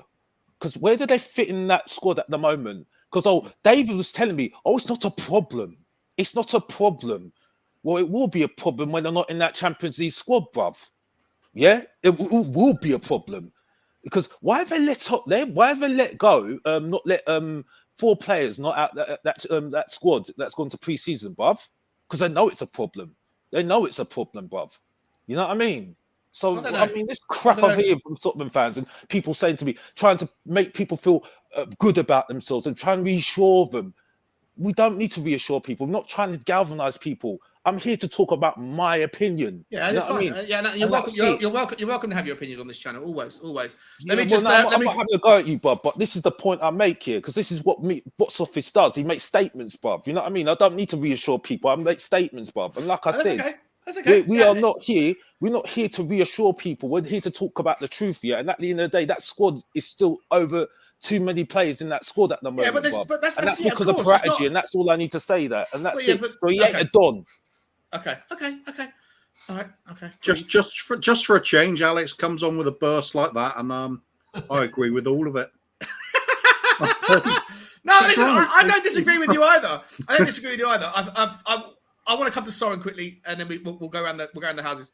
Soren, we'll just take it where the conversation's gone. Yeah. Like, is it too early, or is it just part and parcel when you're halfway through the window? Most Tottenham fans complain in January there was a complaint when we were selling before we bought.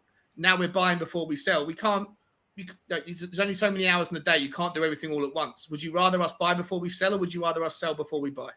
I think you've got to do a little bit of both. I mean, we were sat here earlier sort of talking about getting rid of some more defenders. We've got to get somebody else in first, because if we sell them all our targets that we have wanted are going elsewhere. So we can't just expect to sell everybody and then not have anybody to replace. I mean, I totally agree with Alex, what he was saying with Tanganga. I think it's a shame that lad's going.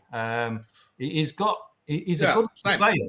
He's talented, and he just needs that run of games again. I mean, every time we play him for a while, and then we move his position, and it just seems a bit mad with that one. But yeah, I mean, and going back to what Alex was saying about Paratici, I think what we've got to remember is that he works with his managers, and if his managers give him a list of type of players that they want, then he's got to work to that list. It's not necessarily just the players that he wants to sign, but it's like Alex said, we've probably got to wait until he's gone to see what he has done. I mean, some of the players he got in under Nuno were, they weren't right, but then they were bought in for a system that we're now not playing. So you've got to look at it that way as well. Yeah. I agree. I agree with everything you just said as well, Soren. Aaron, welcome to the show, my man. How you doing, bro? Very well, Sean. And as usual, I probably won't contribute much because during transfer window, I focus on cycling, Tour de France and stuff like that. So I don't pay much attention to what goes on in the transfer window.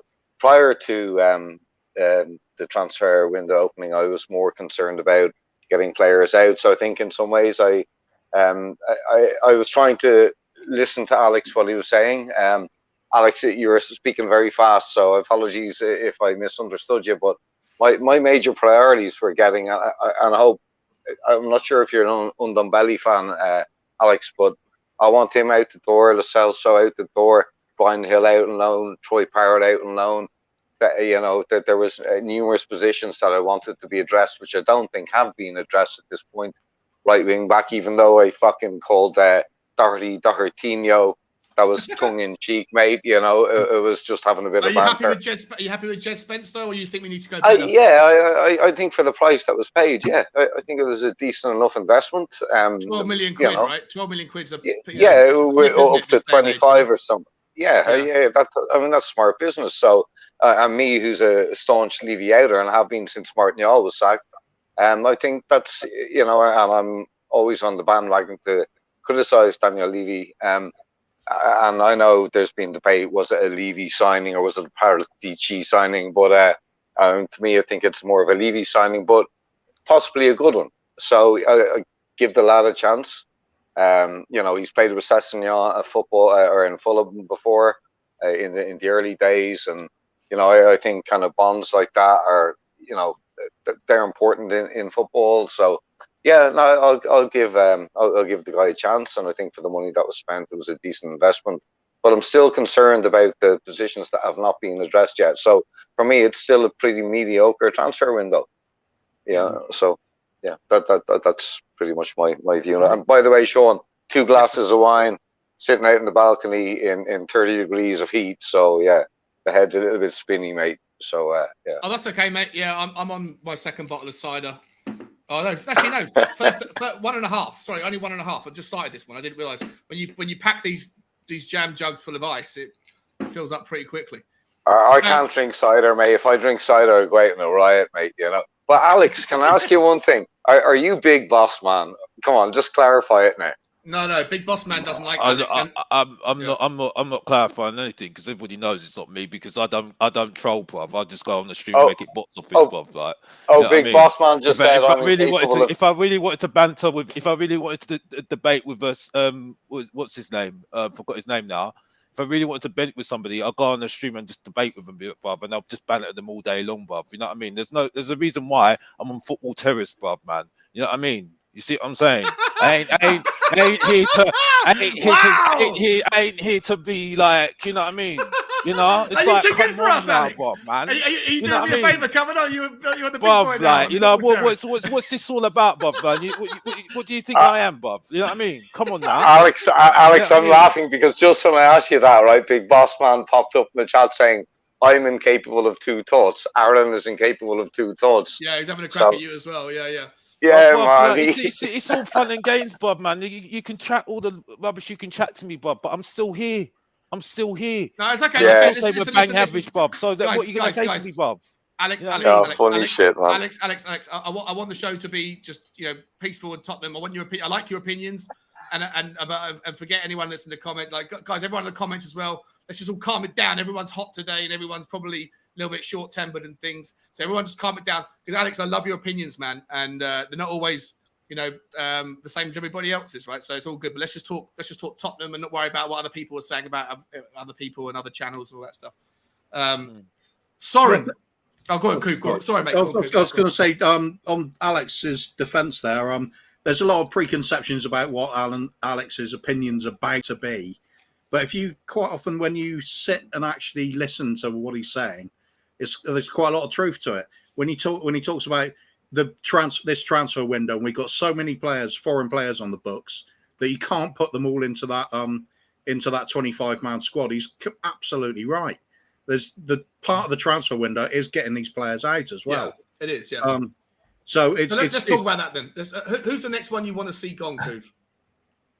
Well, for me, if we're bringing in the likes of someone like a Zaniolo, then it makes sense that Lucas Moura goes out. We've already in the situation where I'd like to see Emerson out because we've just brought in an exciting attacking. So you want to have just two right wing backs, and that would be Doherty and Jed Spence, and then maybe have no. See, I want more incomings as well, mate. You want more incomings as well? It's another one of the things I agree with Alex on. It's on the transfer window. Don't look at it now. Look at it at the end, because there's a lot of activity needs to be done now, and that also kind of fits in with what Aaron's saying as well. Because right now, I think it's a failed window if we don't do anything else, because we will have missed an opportunity to really get on and really try and close that gap with the likes of Liverpool and City, which has to be our aim. If that's not our aim, we shouldn't have Conte. So in that respect, we do have a lot of work to do. If we can get some of that done, we could have a stellar window. But right now, it's not complete. We need to do more. It's not a stellar window, Kuva, though. It's not a stellar window because at the end of the day, because the thing is, though, we're all talking about stellar windows and everything else and all this. We ain't won nothing, bro. No, we ain't won nothing. Let's at least get ourselves in a position where we might be able to. Yeah, but the point I make is people completely forget, because all we're talking about, we need to get this player. Okay, let's get it all working together and then start working together to start working around trying to get through this season. And at the moment, no one can come to conclusions until later on, until January, after January, even after the World Cup, because no one knows what's going to happen after that World Cup. I mean, I've got a lot to say. I'm just going to go off it. I'm sorry, but Alex, go off on your opinion, mate. But just do me a favor and don't keep it calm. But I'm fine. Yeah. But focus on Tottenham and not other channels. Let me finish my point. Because I've got a lot to say. My point is, is that my fact is, why are we going on about Ndombele when the fact is Ndombele, why is he going to make the effort when, and I'm not saying that he's been crap, he's been rubbish.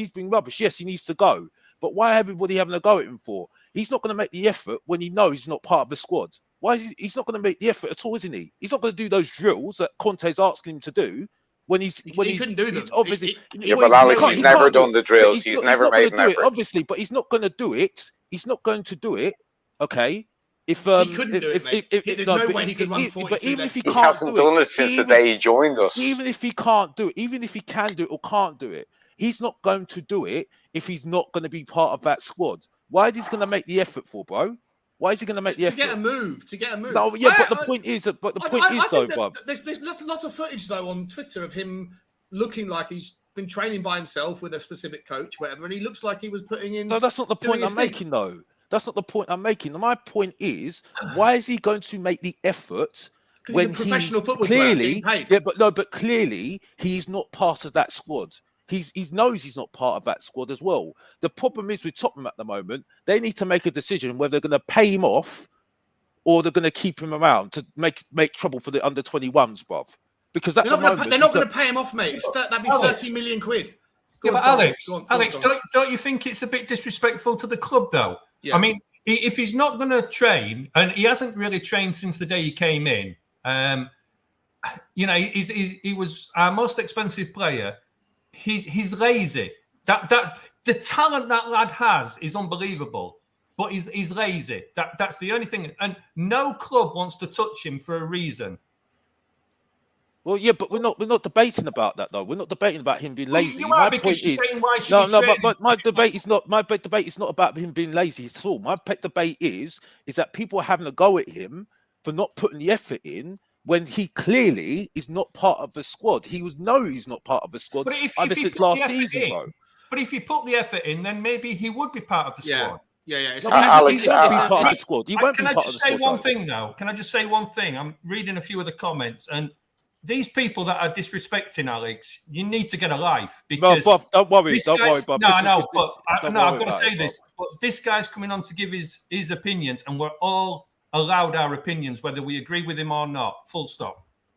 Absolute respect for Alex. Don't worry about it, Bob. It's water for bucks back for me. Okay. Well, it Don't maybe worry is. about It maybe is. fine. But, I want everyone in the comments to like. I want Alex to also like just calm down a little bit. I want everyone in the comments to calm down. It's just, I know it's a hot fucking day, so everyone's like short tempered. I just want to have a Tottenham chat. I want to have a Tottenham chat. No, we're not. With 5-6 people that I absolutely adore, and Oh, the 300 people that. Sure. If as long as they don't racist or discriminative, that's fine. As long as they don't do that, No one's just being ban racist, them after though. that. That's Of course fine. no one's But being racist. as long as Nah, they don't do that, it's that's all- fine. But other than that, let's just leave it at that and let's get on the football chat. Let's get on with it. Okay, Come on okay. now. Alex, I would like to ask you a question though. At what point in Ndombele's Tottenham career do you think that he has made an effort under the 3 managers now that he's played under? Do you honestly think that he's given 100% for any of them?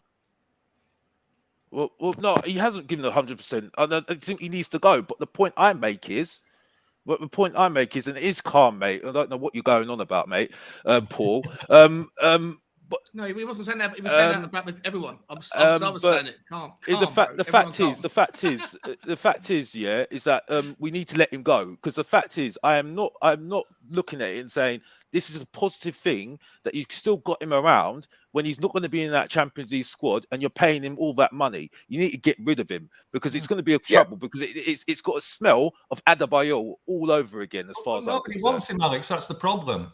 Well, we need to get rid of him. Yeah. No one wants him, mate. That is the problem. That is the problem. I do agree with you there. Yeah, sorry, Jason. I'm coming to you in a second. Oh, Grosey, innit? Fucking Groves. You're fucking Jason Groves. Sure. Yeah, just looking for a break. Looking for a break in the conversation to welcome you. Welcome, Jason. How are you, my man? Good to see you, buddy. I'm in Canada, and for once in my life, it's actually not as hot here as it is there. So I'm enjoying life. Nice, man. Nice. On what you're talking about, look. As far as Ndombele is concerned, I agree with Alex. He's got to go, but I just don't. He gave up on us long before we gave up on him, and that's the 100%. End of that story. And that's the long and the short of it. Like, period. I agree with that 100%. Done. Full stop. Yeah, but you say he gave up. Did he ever actually not give? Well, no. I think there was a point under Mourinho where he tried. Do you know what I mean? The part where Mourinho 5 games where he gave 35 minutes in each game. The part, I think he played 90 minutes once and we were all celebrating, or nearly played 90 minutes. Like, that was it. I'm not saying it was a stellar effort. His fitness was woeful. When he got subbed off against Morecambe, that was the final nail in the coffin, right? Like, you can't recover from that. And at that point, it's just a case of, well, look, how much is it going to cost to cancel your contract? Too much to cancel. So now the job is, we need to get rid of you. You want to go. His agent is actively trying to push him around to anywhere and everywhere, and no one wants him. And there was an article out today, I mentioned it on my Tottenham walk this morning, that John Wenham, who's a Tottenham insider, I don't know what that even means anymore, but he's saying it's an absolute shit show disaster. And that, like, his agent who's actively trying to push him around is saying the only chance we have is if we sell him to a bottom of the Ligue 1 league, like a Bordeaux or a Saint Etienne, even though they went down, someone like that, and they're going to pay 5%, 10% of his wages, right? And so, to me, if you can only find someone to pay 20 grand a week for him, and then next season you have to go through the same bullshit next summer when he comes back, like, if that's the best you can do, pay him off. 30 million quid, it's a lot of money. But when you go, well, but you only paid 12 million quid for Jed Spence, and Jed Spence is potentially going to be our starting right wing back. If that's the case, you've got Perisic on a free. You've got Bissouma at a drop discount. You've got Bissouma on a 4-year deal, and you only paid 30 million quid for a player who's one of the greatest midfielders in the Premier League. I've got things to say about Spurs, by the way.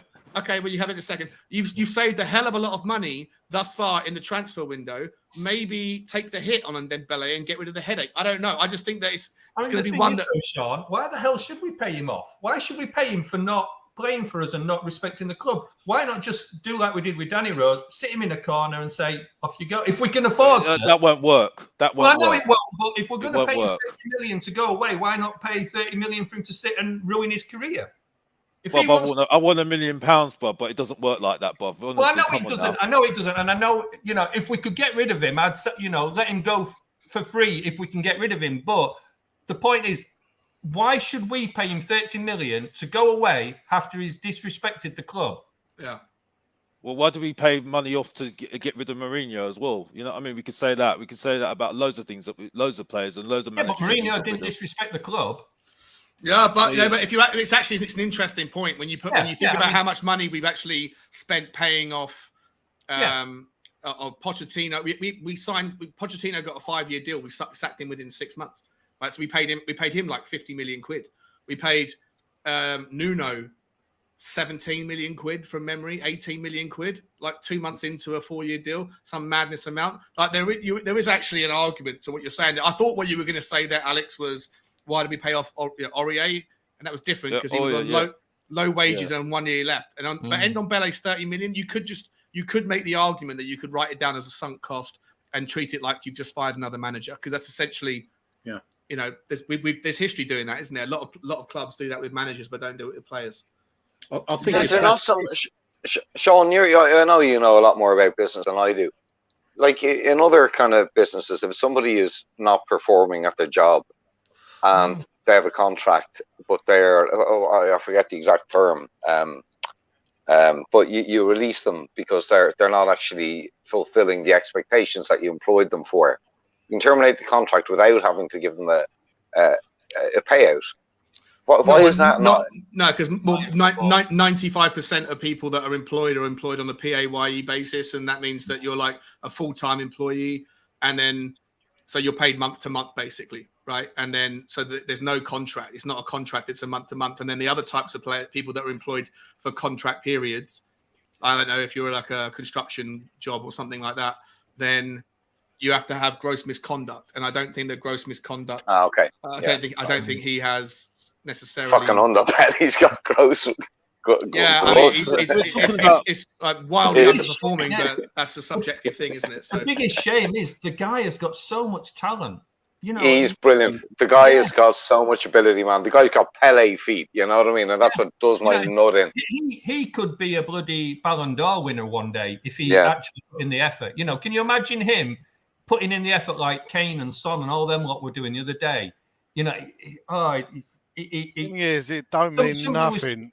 It means absolutely nothing if you don't have the right mindset to go with it. Well, the fact is, the mistake was buying him in the first place. But the point, 100%. The point I'm making is, at the moment, and this is what I was trying to say to people before, is that the fact is you've got somebody on 200 barrels a week and you can't have him around, because the fact is he will damage that under 21 squad. The under 21 squad that we're going to bring in, right? Because David said that we need to bring in some under 21s who weren't good enough for the Conference League, by the way. So that does make sense, a lot of sense, by the way. So you know what I mean. So this is the point I make. It don't look good. It don't look good, because the thing is, we're going to get injuries. We're going to get injuries, and they're going to go back to looking what we've got. Who's not in that Champions League squad? Ndombele is going to be the first player they're going to go straight to, because Lo Celso is going to go. Emerson will have to go, because you're not going to keep Doherty and Emerson together, aren't you? You know what I mean? So they're going to go. Reguilon's got to go. Sarr's got to go, and Gill's got to go. You know what I mean? And there might be others that need to go as well if you want to get more foreign players in that squad.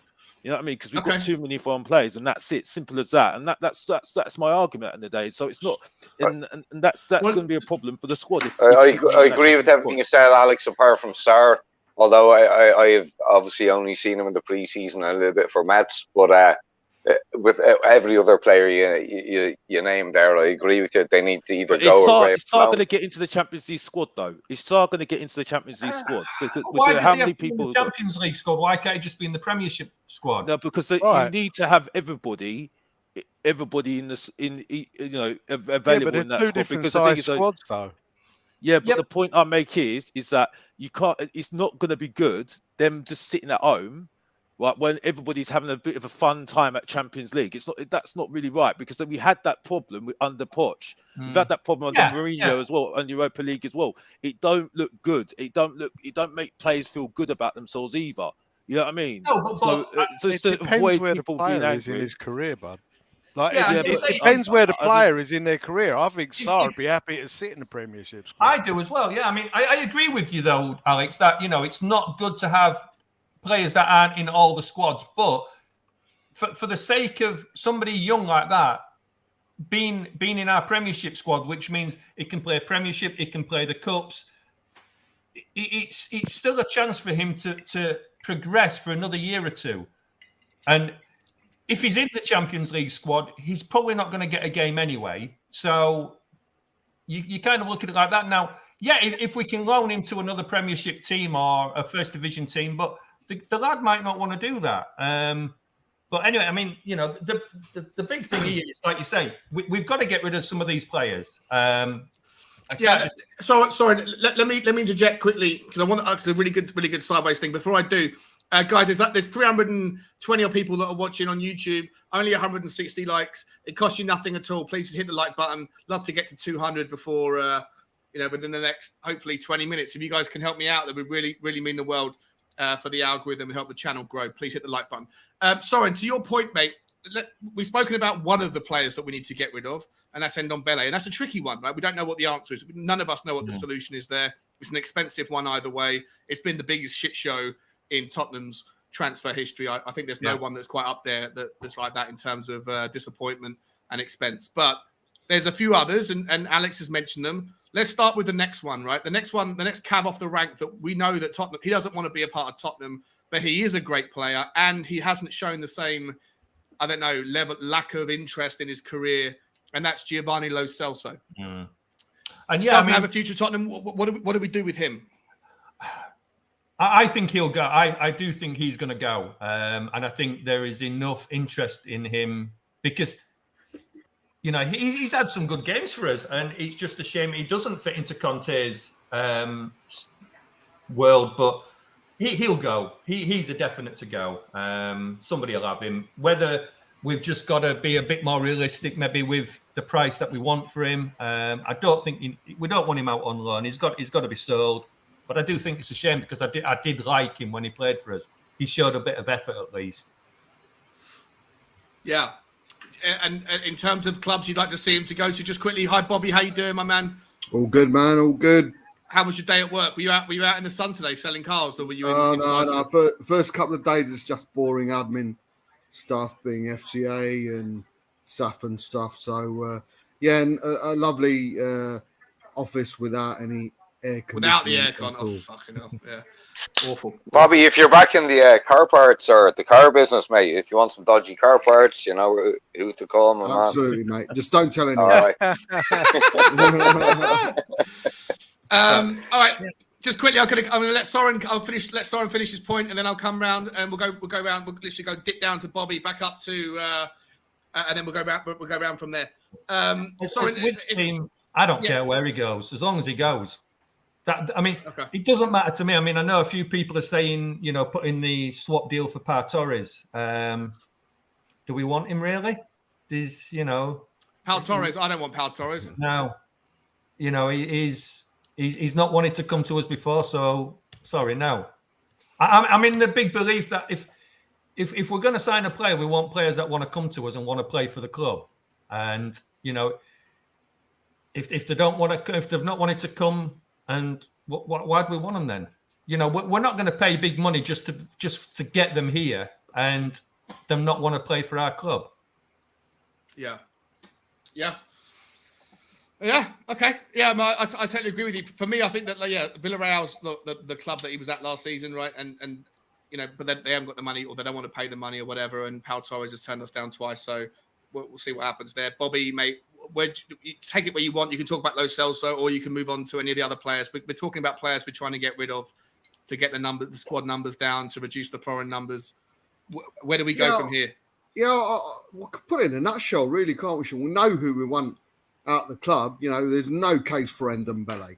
I don't care what kind of skill he's got. I don't care about homegrown numbers. I don't care if he's in the first team, if he's in the Champions League. I couldn't give two shits. The simple fact is he's not done anything for my club. He doesn't have the respect for my football club. So as far as I'm concerned, he could get the fuck out of there. With regards to Lo Celso, Just quickly, would you let him go for free? Would you cancel the contract for 30 million? I mean, I know I'm probably being a bit hypocritical, sure. You know what I'm like when it comes to finance at the moment with Spurs. I couldn't care less what we spend on a player. That's not my job. With Ndombele, as unrealistic as it is, yes, of course, I would go as far as that. But we both know that's not going to happen. We all know that's never going to happen. We're going to have to take a hit. I think that's pretty safe to say. But Lo Celso needs to go for other reasons in my eyes. Oh my God, he's naked again. Oh well, I can't unsee that. Show us a nip. Show us a nip.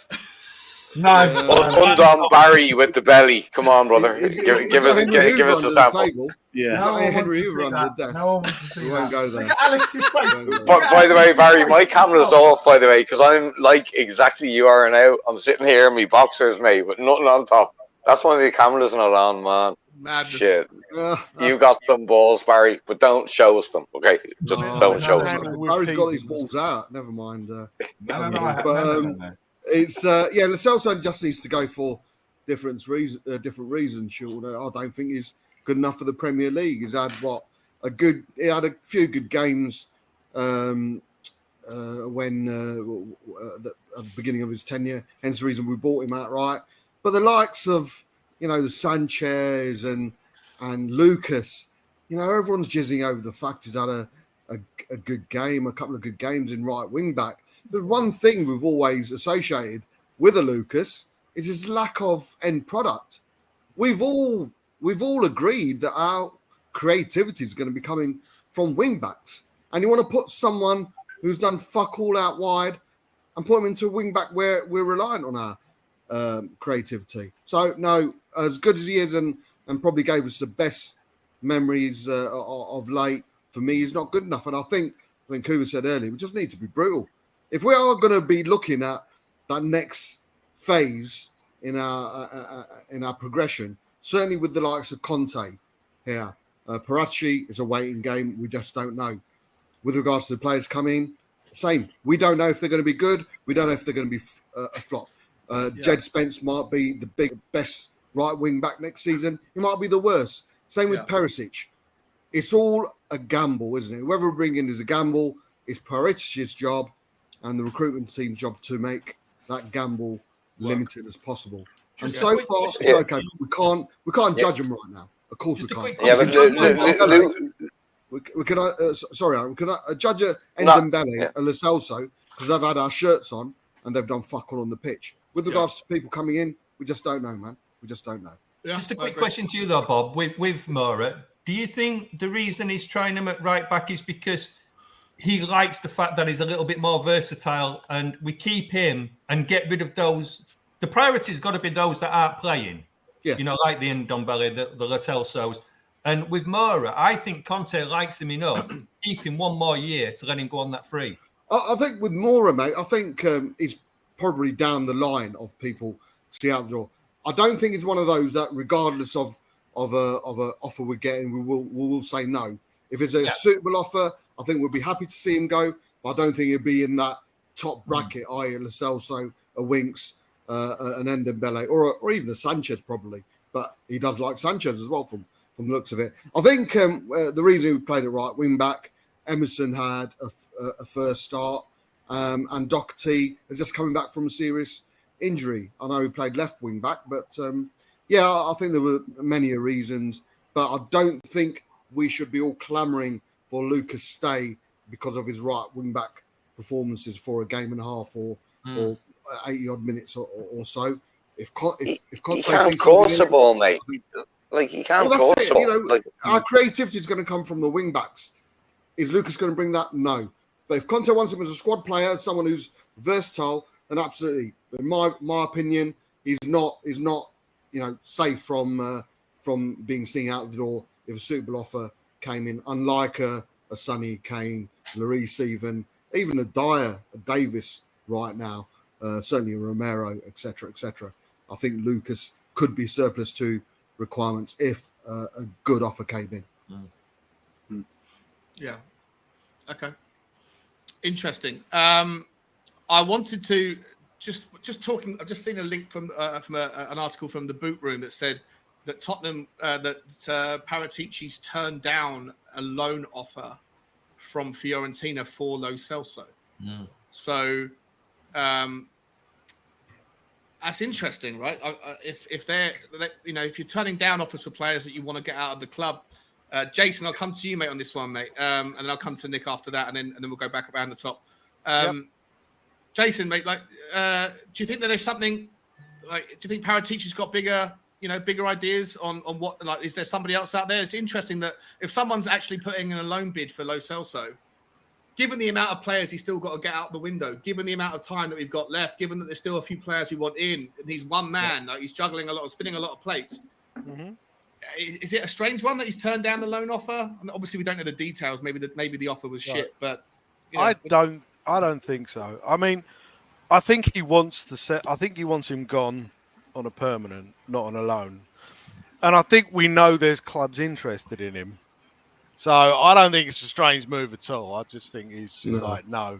If you want to come in and buy him, buy him. If you don't, be gone. I just don't think he wants to loan him again. Personally. Yeah, fair enough.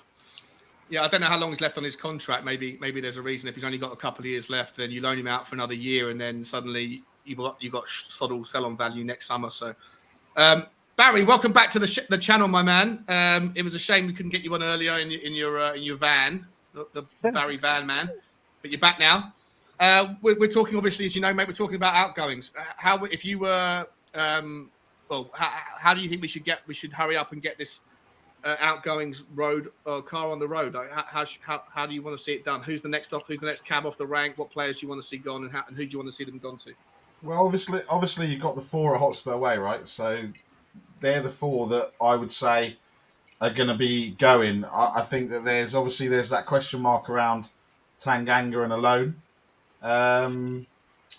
But I think we'll be surprised because obviously, look, we got rid of 12 and brought in 2 or whatever it was last season. So we do need some depth. So I don't think there'll be as many that go out as we necessarily think, if that makes sense. Those 4, 100% on the, like Jason said, on the right deals. Obviously, apart from Ndombele that we just want to get rid of at whatever cost, because it is going to be a massive cost to us. But then 200k a week is just obscene for what he's doing or not doing ultimately. So yeah, I mean, there's obviously a reason why Paratici's in Italy. So yeah, I don't know. There's going to be more, but I think it's going to be a bit like the Basuma signing. It's going to be very quiet, and then all of a sudden, bang! It's going to happen, right? So yeah, it's going to be interesting. But yeah, we do need to get rid of those 4 that they obviously clearly left. There's obviously a question mark around Matt Doherty.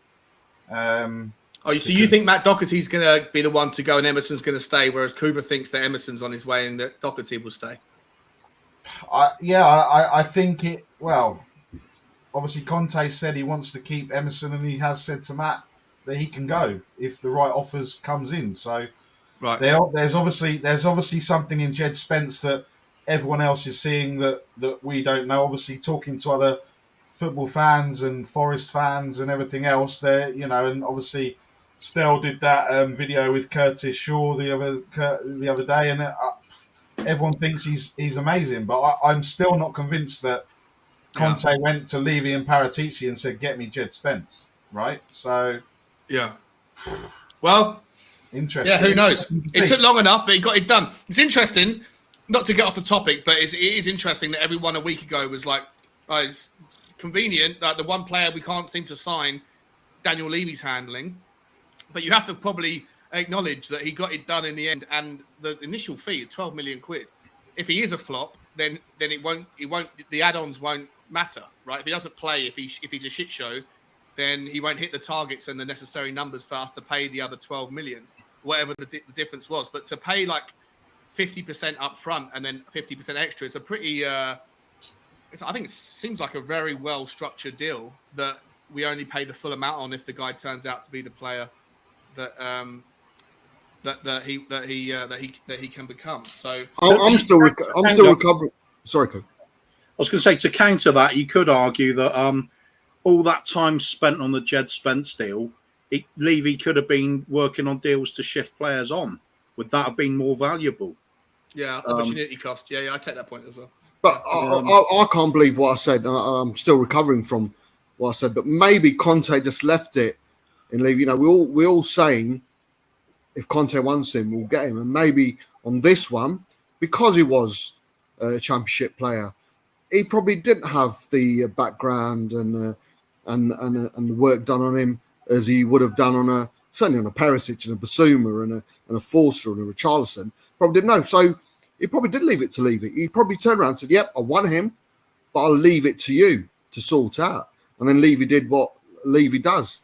I just think we can't say X was a Conte signing, but they didn't give a shit about this guy to come in. I'm sure Conte's had some form of say. And I'm not defending Lenik by any means.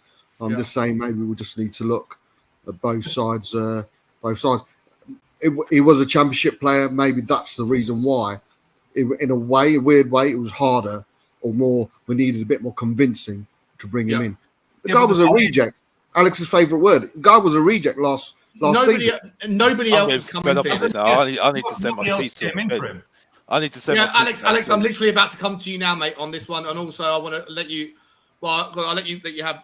Literally about to come to you next, man. So. Well, let me just get straight to it. Let me just get straight to it with Spence. The fact is, we had no choice on Spence. We had no choice because we got too many foreign players in the squad, so we had no choice but to get Spence. I've seen some worrying footage of Spence. Very worrying footage. There's a lot of footage that is good.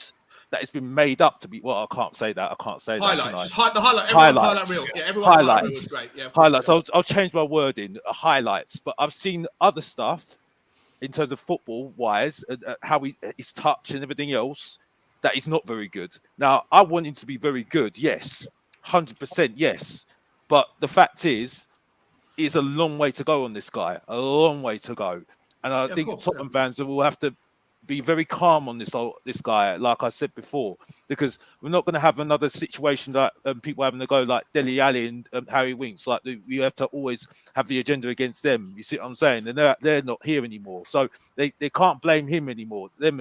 By the way, I don't talk about Harry Winks, by the way, because people say I talk about Harry Winks a lot of the time. Other channels do that, not me. Anyway, moving on. But it's just like I said. Just did. You know. Like I said, there's a lot of truth coming out my mouth today, but so just waffle, mate. All I hear is waffle, mate. Time. We need to give this guy time because there will be some times where he will be not that very good, and he needs a lot of work on. So hopefully, Conte's going to be there long enough to make him a good player. You see what I'm saying? And that's all I need to say on Spence, and that's it. So we need to calm our expectations on this guy. Let's just be honest here, and that's it. And that's all I need to say on Spence. Okay. What about what I was going to ask you was, because Spence was a bit of a side thing. So we're talking about players going out. Let's talk about, and I'll come to you. I'll let you go first on this one, Alex, and then I'll come to Kuva, and then down to Aaron, and then we'll go from there. Soren next, if etc. We'll do everything, but it's is what it is. Pape Sarr. Pape Sarr, is he someone that you think is going to have any part to play at Tottenham this season? He's not going to be here, Bob. Yeah, you think they're going to loan him out? He's not going to be here. And if so, where do we loan him to? Where do we loan him to? Well, he's going to go somewhere because, like I said before, I don't agree with the fact. I don't agree with the notion that he's not going to be happy not being in that Champions League squad. Oh, he's going to be angry not being in that Champions League squad. Please, if you don't have that mentality not to play for every single competition, what you doing here, bruv? What you doing here? But yeah, and Dembele should be in the Champions League team. No, I didn't say that though, bruv. I said to you, no, what you said. Exactly what you said, man. Bob, correct yourself. Correct yourself. No. I'm relaying what you said. No. Correct yourself. I didn't say that. I said that if you got somebody on 200 bills a week, right? 200 bills a week, right? Okay. It's not looking good not having someone in the Champions League squad because he's going to be causing problems being out that Champions League squad. So keep him. I get you. Right, keep him. Well, no, I'm not saying keep him. I'm saying you need to get rid of him. That's what I'm saying. Get rid of him because you can't have a guy on 200 bills a week. You can't have Lo Celso there as well. You can't have all those players who are senior players around, right? When they're not involved at all at Tottenham. You need to get rid of them. You need to get rid of them because it don't. I agree with good. that. Yeah. I agree with Don't look good having someone on 200 bills a week not able to get into that Champions League squad because when we get injuries, because I'm told we should just bring in under 21s. That's easy. Just bring on under 21s. Those players weren't even good enough to get into the Conference League, bruv. They weren't even good enough for the Conference League. So why are they going to be good for the Champions League, bruv? Tell me, bruv. I agree with that. I agree. But you said be good for the Champions League, are they? Was it? You know what I mean? And that's it, really. You know what I mean? But again, I need to be very careful with because the fact is, Bob, you've been through a lot this year and going back to work. Don't worry about that. Being back to work is a great thing as well, by the way. I shouldn't be. I don't like directing this at you, Bob. You know what I mean? Bob, are you on 200 grand a week, mate? Yeah. Oh, I don't give a shit. Bob. Jesus. I wish. I never said that. But like I said before, yeah, I've said already, like, you know, we need to get rid of him, and we might have to let him go for a free and just pay him off. That's the problem. That's the things we have to do right now because that's the result of us buying him in the first place when we should never. I think, Alex, as well. I think what we need to look at, mate, is there's a reason, isn't there, that they were left behind. The likes of an Dembele. It's saying a lot without saying anything. I think there's a clear statement with the people he left behind. I'm surprised. Well, Reguilon, again, you know, I'm being a bit of a hypocrite saying we should put our affection for a player. I like Reguilon as a player, but quality-wise, it just isn't going to do it for us. But I think with regards to Lo Celso and certainly Dembele, the fact that they weren't travelling at all, it's saying a lot. They know they've got a problem, Bob, because they wouldn't left them behind. They know they've got a problem with that squad because they wouldn't left them behind. They had to make a statement and say to them, "You're not going to be in the Champions League squad. You're not going to be in the Premier League squad now. You need to go." The Premier League squad's not a problem. It's a Champions League squad that's a problem at the end of the day. You know what I mean? And we've had a problem with the Europa League squad before, the Conference League squad before. You see, it's been a problem for a long time because we knew that Dyer's is a foreign player outright. They know that Doherty's a foreign player in Europe. They know Davis is a foreign player in Europe. They know Rodon's a foreign player in Europe. So they've got the problems. They know they've had the problem. They've had the problems for a long time, even before Paratici. So they need to sort this out, and they need to sort it out quick. Because as far as I'm concerned, this will ruin the commodity in the squad. As far as I'm concerned, because if you have players that are not there, not involved, they're going to be causing problems for the under 21s. They'll be putting problems in the club because they're not happy. They're not happy, and that's it. And that's what I'm making the point, and that's what I'm saying, and that's all I'm saying on that. Yeah, spot on. I mean, we laugh at the Gooners with their Mesut Ozil situation. We're just going to have exactly the same with us. And by the way, to Tottenham fans as well, and like I said before, we need to stop talking about Arsenal. They're not our rivals, bruv, man. They've got two rejects in their bloody club, bruv, for goodness sake, man. I mean, look at West Ham. I'm looking at West Ham more our rivals, bruv, man. You know what I mean? Do we want to win Premier Leagues or just want to get top four? I heard some of the Arsenal team saying, we want to just get top four. We just want to get top four. Is that a club that really you want to be, bruv? Just to get top four. You want to win major trophies, bruv. You want Kane to win a Carabao Cup or win the Premier League, bruv. I want to see Kane win a Premier League, bruv. You know what I mean? Do you want to see him to win a Premier League or a Carabao Cup, bruv? A Premier League, bruv. Do you think they deserve it, bruv? Do you want to see that Foden's getting more trophies than them, bruv? Nah, bruv. I want to see them win the Premier League, bruv, and tell them, saying, I'm the best player in the world because I won the Premier League, bruv. And that's what I want to see, bruv. You know what I mean? That's ambition for you, bruv. You know what I mean? That's coming from Mr. Box Office, bruv. And that's all I need to say, bruv. And that's the energy I'm going to give to this show, bruv. Well said. End the show. And that's it. No, I want to come to Aaron. Aaron, you still there, my man? Yeah, I've got ADHD and PTSD after that. What was the initial question, my friend? The initial question was players that are on the way out. Right, how do we get rid of them? We've spoken about Ndombele, and we all agree that's a tricky one. We've spoken about Lo Celso, and it's a weird one that Fiorentina's. We've turned down the loan offer from him. Maybe the loan structure still wasn't good enough. Maybe Paratici's got another option. And then we've got Harry Winks still to get rid of, and Serge Reguilon. Are they the other two? Are they the four players that we really need to worry about? And what do you think about Pape Matar Sarr? I think you mentioned him earlier. I think you liked him, didn't you? When you spoke about him earlier. No. Okay, I'm going to start in reverse order here. First off, Bob, if you're on 200 grand a week, lend me £10 and I'll buy you a pint, my friend. Pape Matar Sarr. I used to live in Luxembourg and I used to go to Mets games a long time ago, like when I was 21. And they were never a good team, mate. Their fans were useless. The stadium was always empty. Pape Matar Sarr played 52% of their games last year. He got, I think, 1 goal, 3 assists, and 7 yellow cards. Now, I know he looked good in flashes in the cameos that he had in the preseason games in Korea, but he's a young fella. He had a little bit of confidence about him. So, yeah, I'd probably keep him around the team for at least 6 months. He's not going to get games, like certainly not in the league, but possibly, in the under 23s or something like that. So I'll give him a few months. The early stages of the Cup, the early stages. Yeah, something like that. Yeah. So I let him stick around just to, get used to, the training facilities and the teammates around him and stuff like that, training with the first squad. And Lo Celso, look, I can understand why they refused the loan. The guy, there's money to be made there, 20-odd million euro. Possibly. So, I mean, there are Spanish clubs interested in him, and I wouldn't be surprised if an Italian club came in from Argentinian international. So, I think it's right to refuse a loan deal for him.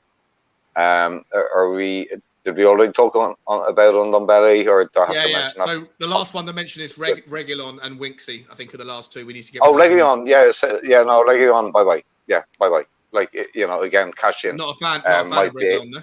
Okay. No, I've never have been. Well, I know he was decent when he first arrived, but again, that was when he first arrived, and he's shown nothing in the last 18 months. So he'd be another fella I'd be cashing in on because he's still got a value in the market. So, Reguilon, go. Alex, you're gonna hate me, but Winks, come on, man, he's got to go. Like, I think everyone agrees Winks has got to go. I think Alex no, Alex doesn't. Alex doesn't. No, everybody agrees. Everybody agrees. I never said that. I never said that. Harry Winks is not. I just don't subscribe to having the guy all the time.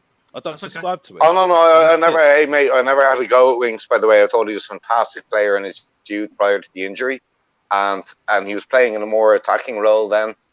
I think Stella said the exact same thing that I say about Winks, that he was actually decent in his youth before the injury when he was playing in a more attacking role, and then he got converted into this kind of defensive mid, and he's just not that type of player. So, I'd like to see Winks go for the sake of his own career. I'd love to see him go to Spain. He's got the Spanish grandmother or something. So, I mean, that might be a good move for him.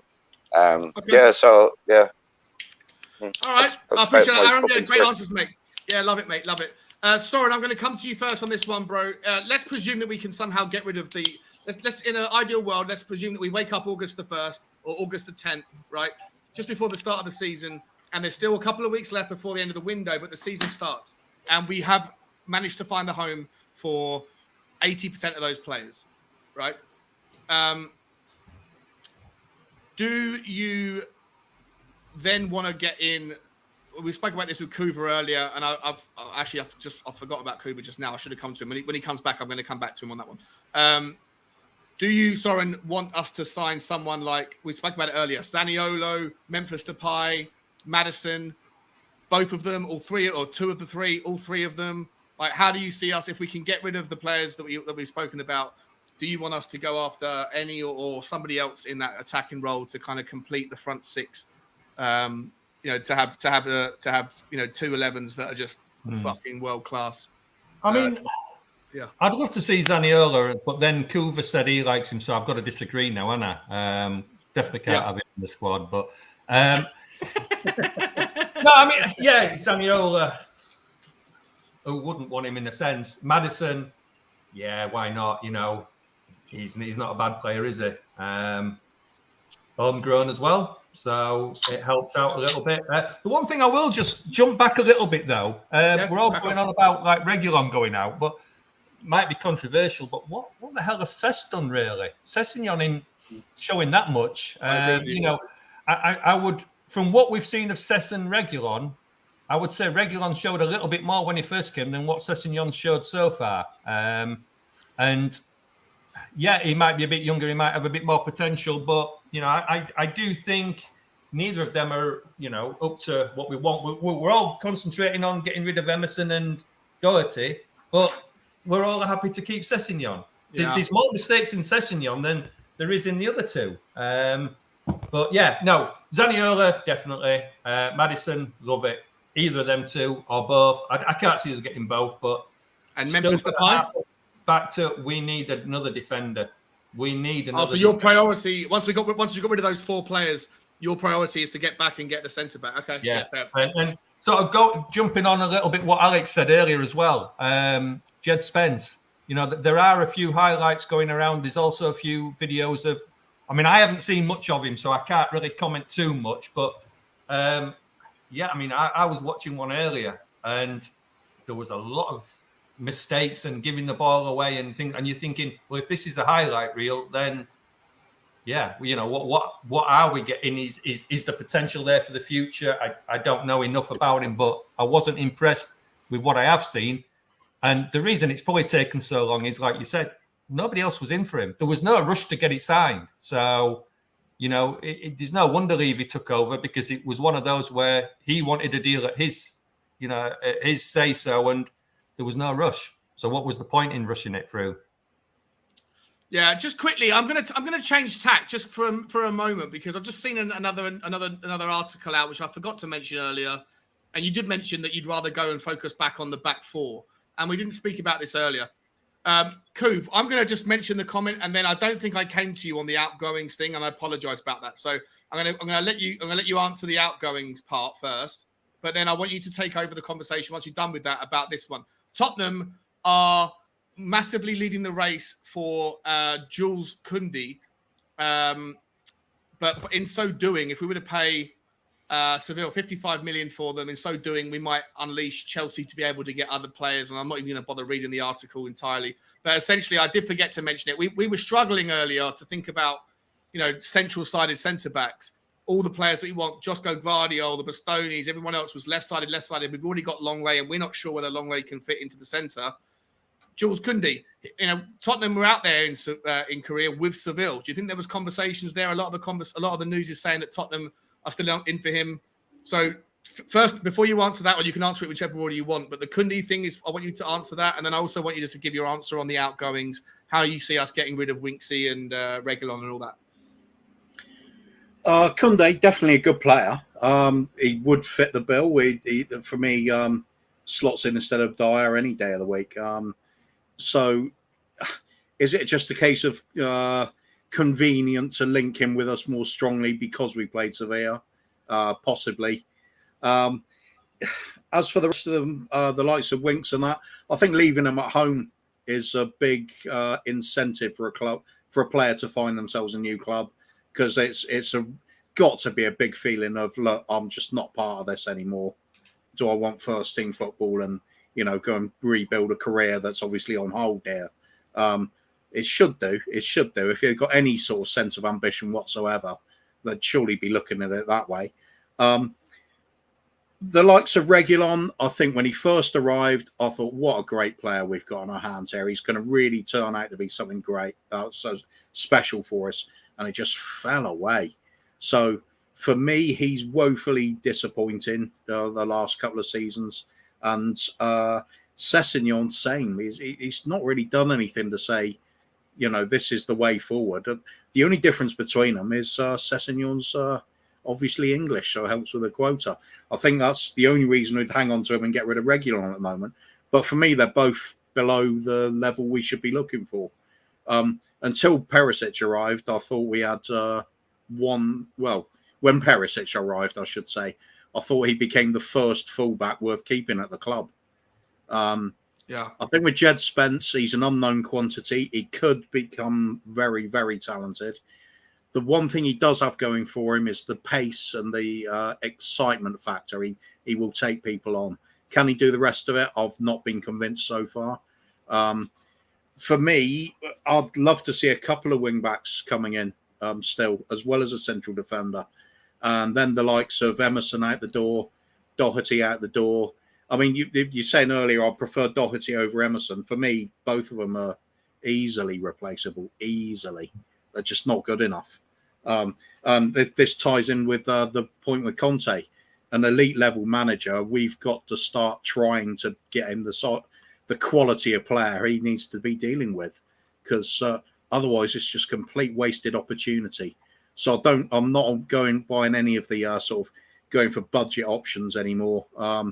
And when it comes to getting the players in, if we're looking at homegrown quota, James Justin, he'd be a decent right wing back to bring in. He certainly fits the bill again. He's exciting as well. I can see Conte working with somebody like him. So you still think we're going to go after another right wing back? Do you have any hope for that? I certainly hope so. I would like to see both Doherty and Emerson out the door. Wow. Yeah. Wow. I just don't think they're good enough. Doherty, at least, I like the fact he can make at least something happen in the opponent's box. Yeah. He's got that capability. And you're not someone who thinks that the defensive requirements of a right wing back or a left wing back are as important as other people think, are they? Yeah, you think absolutely not. It's more a midfielder stroke winger. It's that's why you're playing three at the back and you've got two holding players in front of them. That is your solid defensive base. That five is the defense. Yeah, absolutely. It frees those wide players to get forward, and that is the attacking width, as everybody knows. That's the creativity. And maybe that's why Conte was trialing Lucas Moura. Fit again. He doesn't create though, does he? He's very disappointing at it. It's well, but a lot of people last season were calling out when Doherty got injured. A lot of people were saying, like, rather than playing, Emerson, they were saying let's give there's people that had already given up on Emerson. They were saying let's put Decky in there. Let's put Lucas Moura in there. We haven't seen Decky play it, but we have seen Lucas Moura play it, and I thought he got either of those I prefer to Emerson. Yeah, but I mean I prefer the cleaning lady to Emerson. Yeah, but Lucas Moura was absolutely destroyed by their left back, by Seville's left back Acuna. Acuna's a good player, great player, but he just bullied. Yeah. He bullied Lucas Moura for 45 minutes. It was embarrassing. Lucas Moura is not the answer to right wing back for me.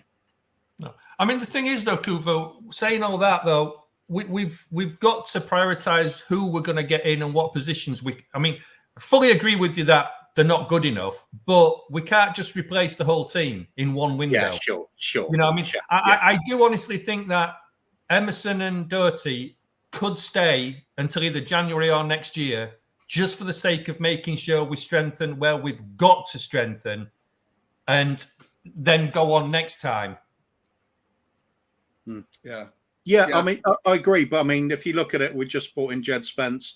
Emerson, Spence, and Doherty on the right wing. Yeah, but wing Doherty, back. I think the reason he's been playing him at left wing back is left wing side is to see whether he's versatile enough to just cover. And I fucking hate him playing there, Soren. Well, so do I. I mean, we had this the other day. Yeah, I mean, we had this the other day. I mean, personally, I would play Doherty over Emerson, but Emerson has a place to play in that position when we play. And we need a more defensive role. But I agree with you that those two wing backs, are the ones that are creating our chances. And we need a top-class player there, but if it's not going to be priority this window, that needs to be priority next window. Yeah. I think with the defensive side of the game, you can teach any intelligent, capable footballer to defend competently. It's routines. It's knowing how to your positioning sense. It's knowing how to work with your central defender. It's being in the right place, right time, having a responsibility to get back. You can teach that, but you can't teach the likes of Emerson to suddenly have flair or attacking instinct. Actually, I don't know. I don't agree. Like, if you think that one element of, we've had this conversation before, Coop. If you think that one side of a football player's skill set is eminently teachable, but the other isn't, I don't think it's a consistent thing. I feel like. Why? Well, because when I've said to you before, you could probably teach Emerson how to cross if you made him go and just do drills. Your argument was always like, if he hasn't spontaneity. What do you mean? What's tracking flair, doing the unpredictable? Well, okay, but you could argue the same defensively. How do you teach anticipation? There's the same requirements defensively that are like subconscious. Yeah, that gives you an edge to it. But defensively, you can certainly say, listen to your central defensive partner on that side. Work with them. Listen to what's being shouted out across, holding the line, getting into the correct shape. But I also think you could just as easily on a one-on-one, then you're obligated to make something happen, to create something. It's up to you. You've got to do it on your own merit a lot of the time. Not necessarily. You can still do 1-play-1-2. Sean, you can't teach. Yeah.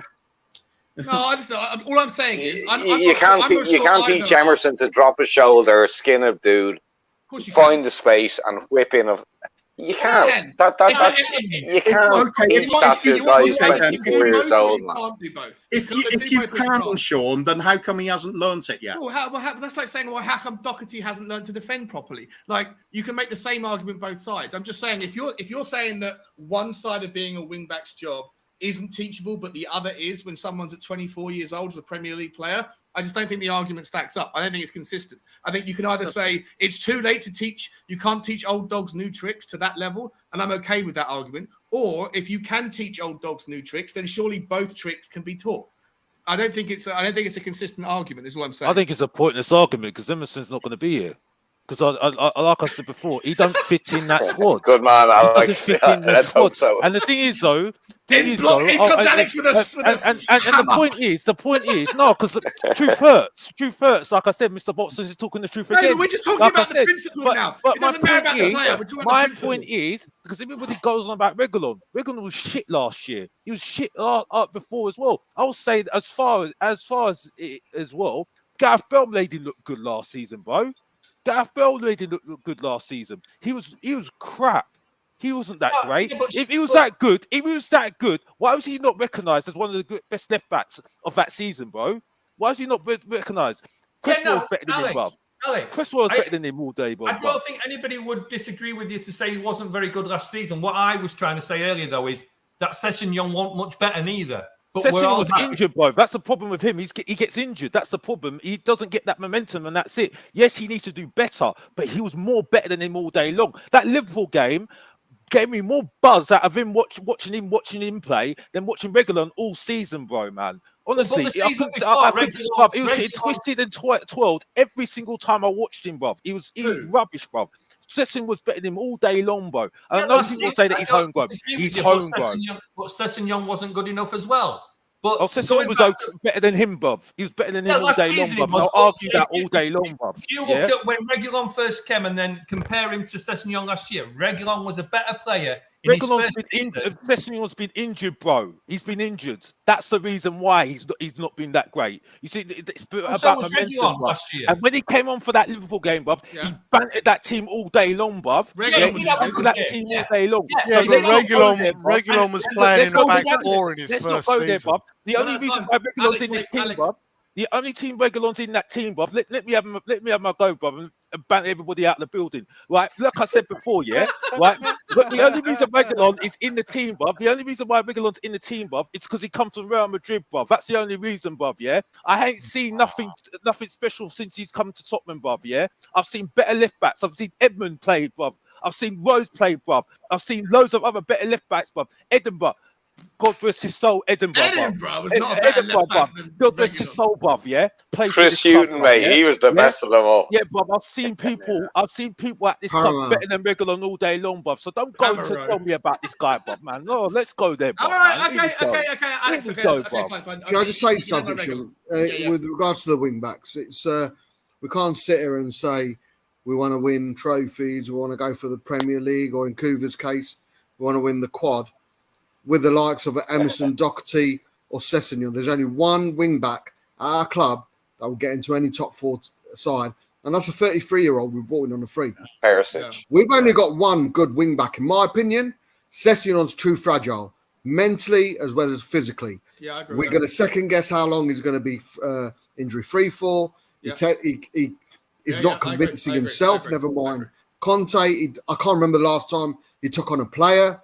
Emerson just doesn't have the quality. And if he does need to learn how to cross a ball, go and fuck off and learn it somewhere else. Spurs ain't a training ground where you come in and try and bet yourself as a footballer. You come in because you're a good footballer. Okay. With regards to Doherty, we just don't know what long-term effects he's going to have from that injury. Having said that, would he get into any other top 4 team? Very unlikely. So for me, at the moment, we've only got one good wing back who's going to bring that creativity. Emerson's not going to bring it creativity. Sessegnon second guesses himself every time he goes past the halfway line. Doherty, yeah, he's done okay, but you're asking everyone to look past the fact he was absolutely shit for the first 3 quarters of his Spurs career. It wasn't hard to improve on shit, but he improved pretty well. We ain't got any wing backs for that. We all agree that the creativity is going to come from wing backs. Yet, in my eyes, in my opinion, only Perisic brings that. Good enough. Yeah. No one else does. No, I agree with you. Exactly why I want 2 wing backs. I agree with you. I think, yeah, we could all do with more. I just wonder whether or not there was so much to do. Right, there was so much to do at the start of this window, and we've done a lot of it.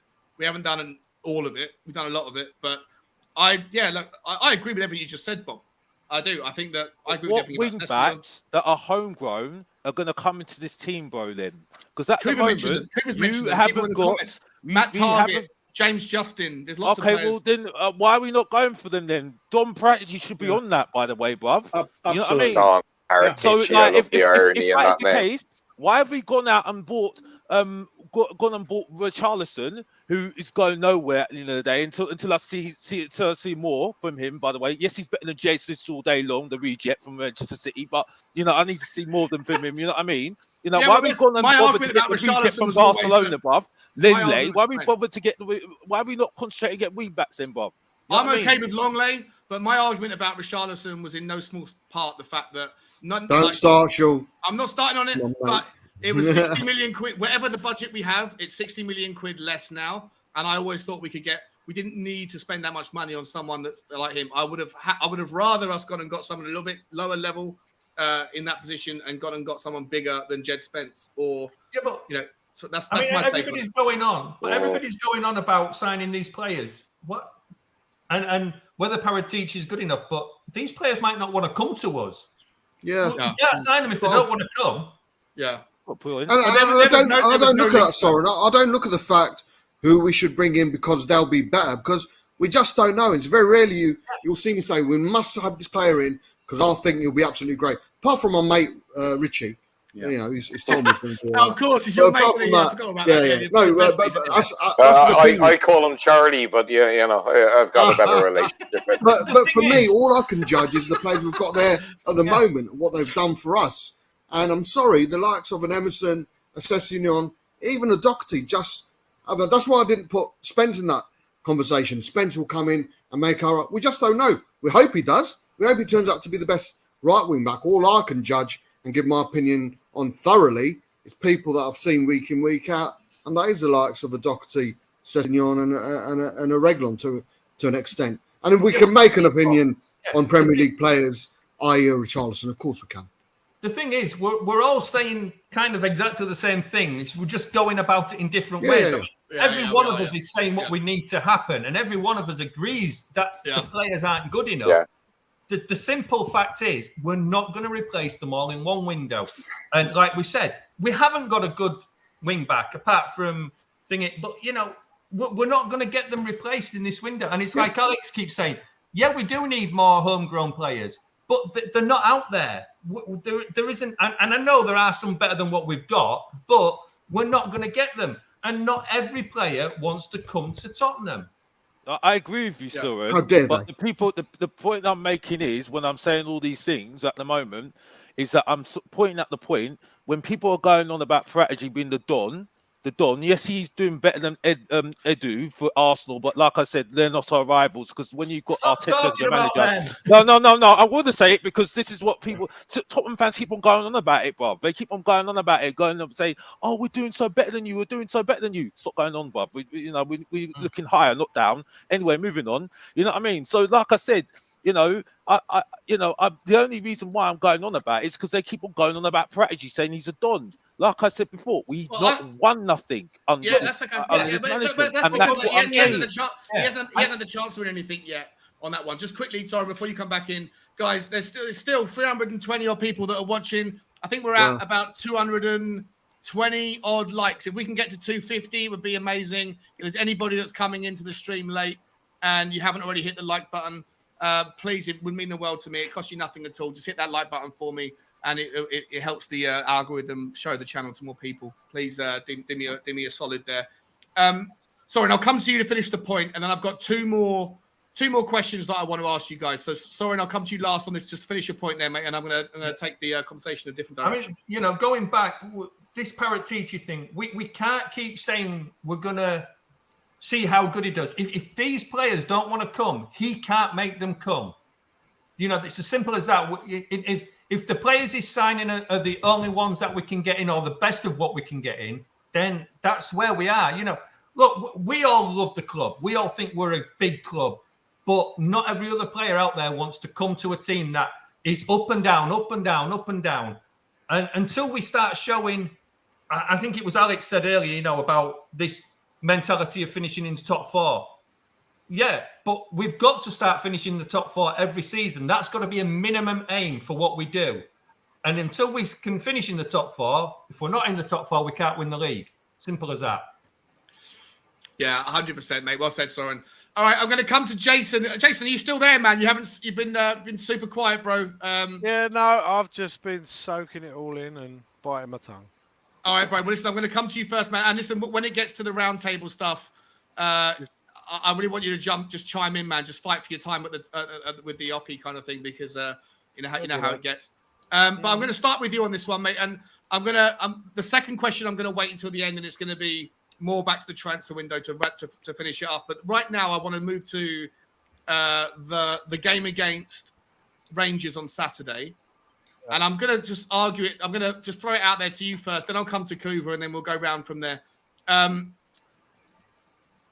Jason, do you want to see at this stage in the preseason, do you want to see us have at least 45 minutes?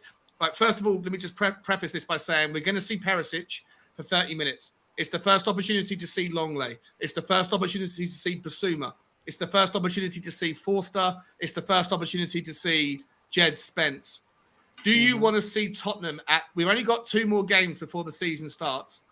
Do you want to see against Rangers, Tottenham do similar to what they've done, which is just like a hoshpot of first team and second team players for the first half, and then a hoshpot of first and second team players? Or do you want to see Tottenham on Saturday start to show us the first 11, wherever Conte's first 11 is? Do you want to see that at least get 30 minutes together so that we can get a decent view of what our first 11 looks like and how they play? And if so, who does that first 11 look like? So one. From a purely selfish point of view, I want to see what he considers his best 11 out there. You know, just say for 30, so that we can get a feel for what we got coming. You know, as far as the best 11, Well, you got to say Perisic. You got to say Romero. You got to say Dyer. I'm terrible on names, but the new guy, Longley, is it? Longley, yeah. Yeah. I mean, I haven't seen. Here's the thing. Statistically, I think he's a hell of an upgrade on what we currently have. But I've got to see him play. So it's hard to say like he's the man. Do you know what I mean? But statistically, same, I'd say same. like he'd be the guy. As far as on the right, I'd start with Spence just to give him a view. But for me at the moment, if he's fit and his injury's all good, I'd go with Doherty for now. Okay, reasonable. In the mid,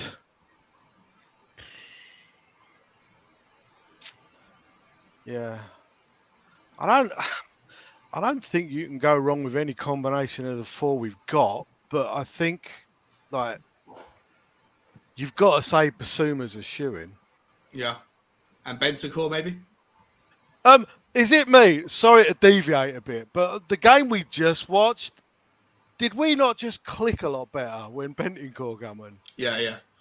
Like Yeah, we just things just started to click a bit more. So yeah, maybe those two. And as far as the front three, I'd keep it with the usual three, and not Richarlison at the moment. Yeah, okay. I completely agree with that, 100%. That's my first 11 as well. And just to finish you off quickly, Jason, so that, but you want to see at least 30, 40 minutes with that setup for you on Saturday? Yeah, I do, because I don't know about what Conte needs, but like I want to see him all playing. Do you know what I mean? I want to get a feel for him, and then just like sub to your heart's content after that, you know?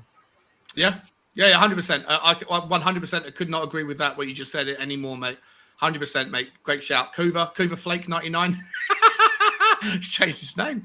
Kuv, what's your take on it, mate? Do you want to see do you want to see the first 11 play, or are you happy just to get everyone minutes and then just mishmash it again like we've been doing? I'm really hopeful that we haven't got our first 11 at the club yet. Yeah, okay. I'm determined we'd have two more wing backs and a centre back, because for me we are lacking in those positions. It's the one thing we all agreed on, is that the creativity comes from the wing back areas, and if we're going into the season with Perisic one side and Jed Spence on the other as probably the first choices, then okay, that might work out well. It might not. But then you look at the backups, and we're back to the same problem, why they were underwhelming last season. We did only just get over the line to fourth place last season. I think we should be kicking on a lot further. So for me, it's got to be Lloris in goal. What we have at the moment, it's got to be Perisic and Jed Spence as the wing backs. Then we got Davis, Dyer, and Romero. Oh no, we got Longley now, so Longley is going to fit in at some point. Likely for Davis, maybe he's going to have to cover Dyer. I think we're lightweight on the centre backs choices at the moment, very lightweight. Ideally, you'd be bringing in two or three more, but that's too much to ask in one window. Soren's quite right on that. We can't have everything in one window. Centre, the double pivot, if you like, it's got to be Bentancur and Basuma for me. Yeah. I think Højbjerg is one of the most overrated players we've had at the club. Said it for a long time. Always have to apologise to Ellie about it.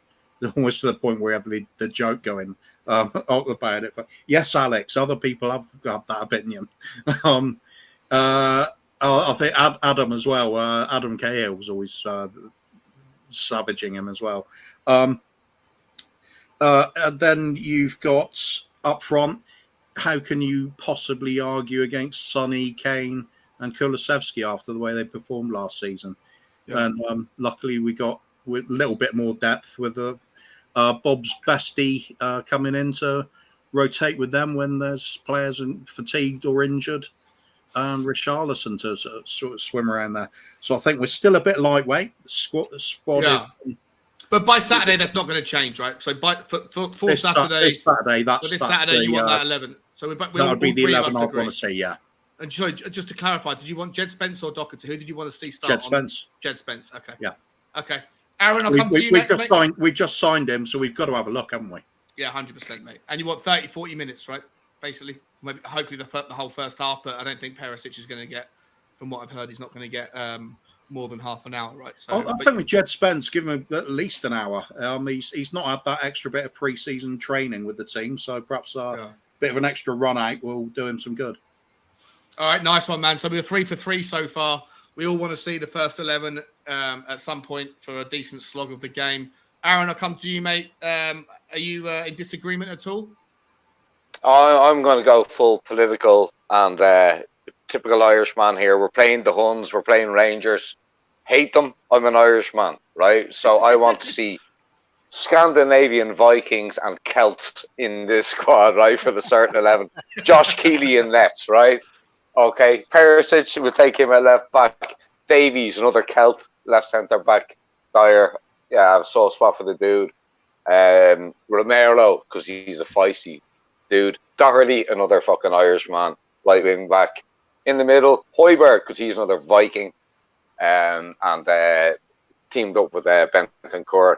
Up front, on the right, another Viking, Kulishevsky. Kane, because his grandparents are Irish, in up front.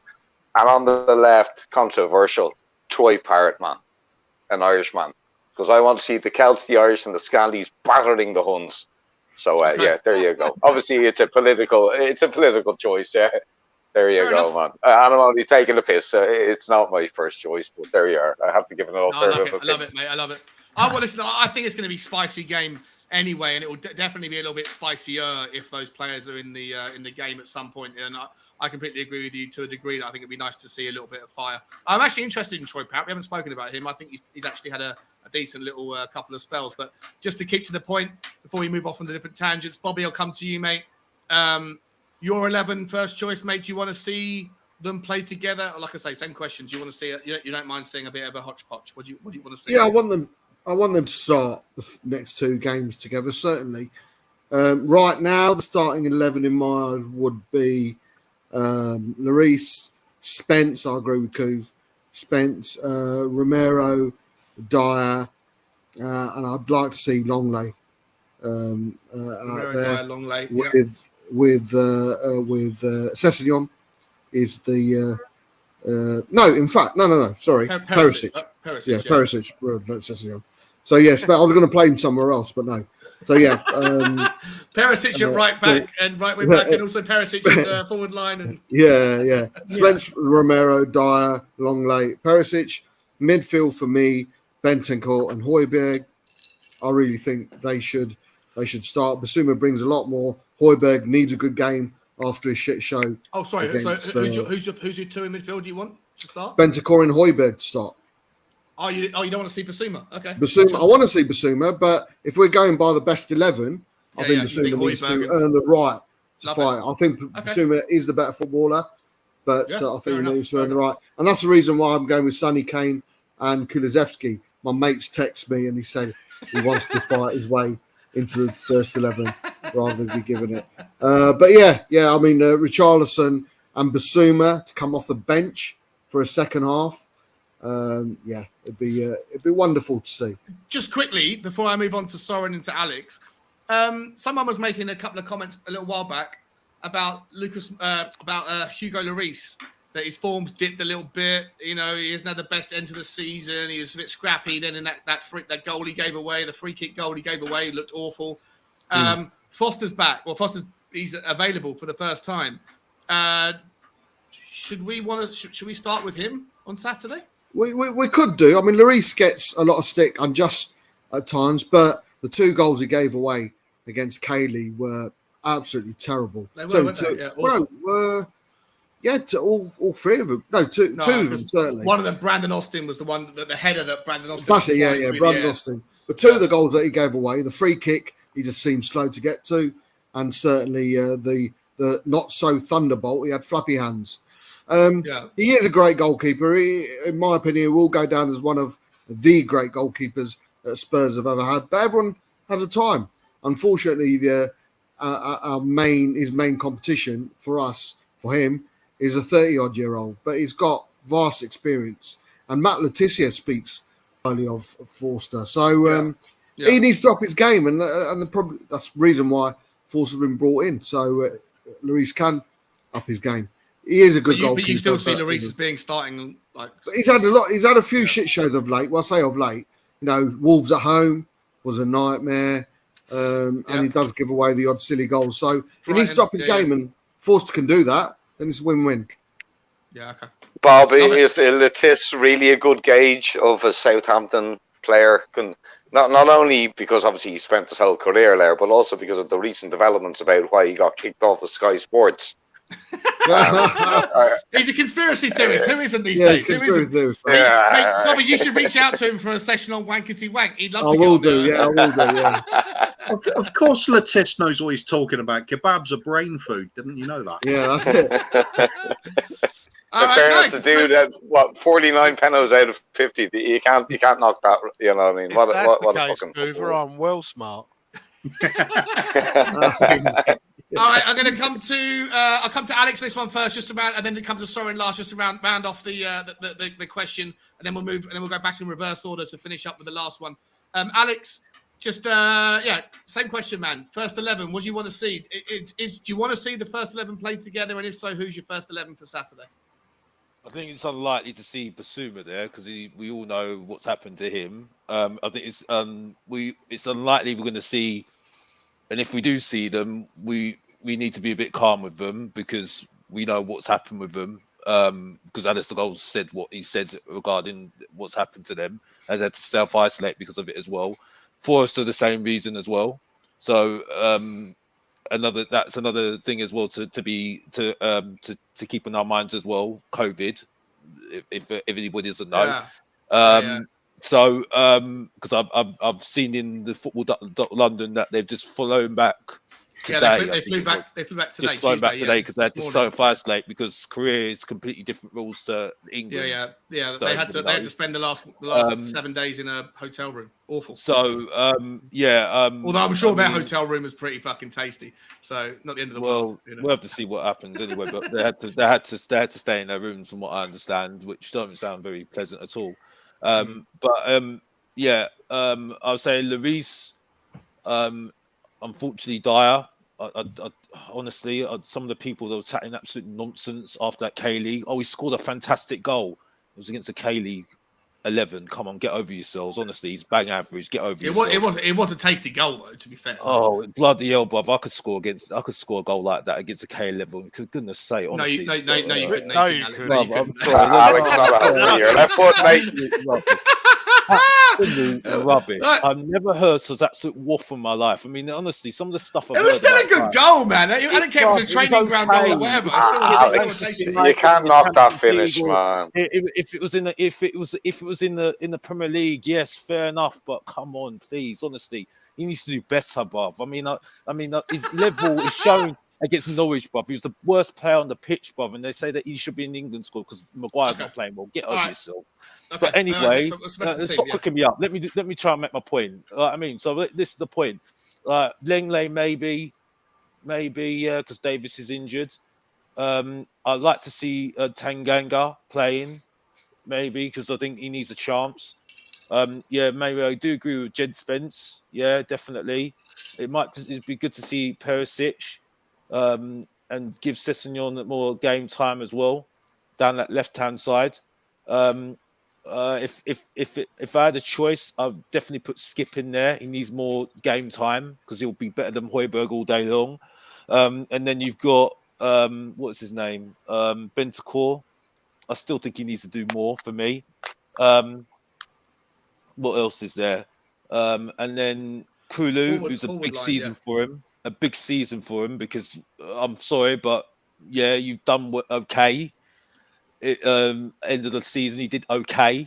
You know what I mean? Still Kane FC though, so you need to change that, mate. You know what I mean? Better than okay. And then Kane and Song up front, then possibly as well. Then you got Richarlison coming off the bench, but possibly and then I do agree with that Parrot. He needs a chance as well.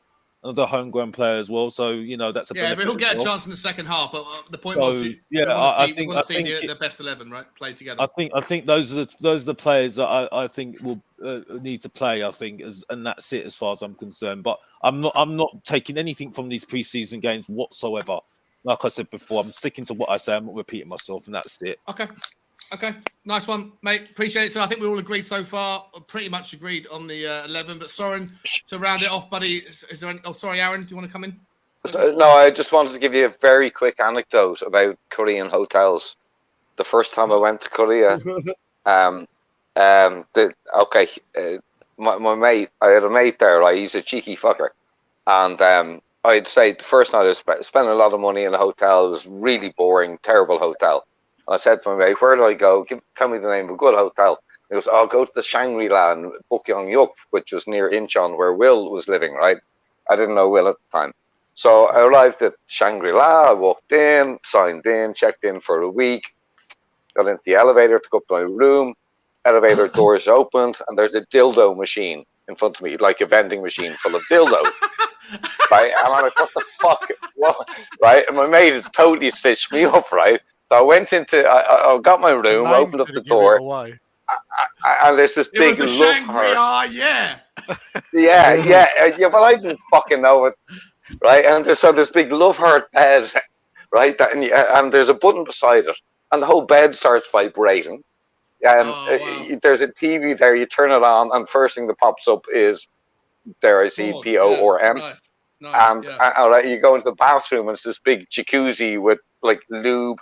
And I open up the drawer. Normally, you find a Bible when you're in a hotel. Yeah, I open up the drawer beside the bed, and condoms, lube, and all sorts of stuff. So, there you go. Best weekend ever. I was on my own, Sean. My mate totally stitched me up, man. Although I have to say, I did stay there for a week. Because it was good value. So there you go. Yeah, Korean love motel. Well, that's entirely just ruined the clip I was going to make about the starting. I can't. I'm so sorry, man. It's okay, mate. It's all good. It's all good. Soren, mate. Sorry, mate. Back to the thing. So what's your 11? What do you want to see? Who do you want to see in it? And or do you want to go a different way? Are you happy just everyone to get minutes? No, I mean, I was depressed after Alex's talk of the team and how bad they are, but I don't give a shit really. It's a friendly. We've been here before. We've had great pre-season friendlies where we've won every match, and then first 5 or 6 games we've played shit. I think we've got to give our new players as much time as we can. Against Rangers, I don't care. I think the first.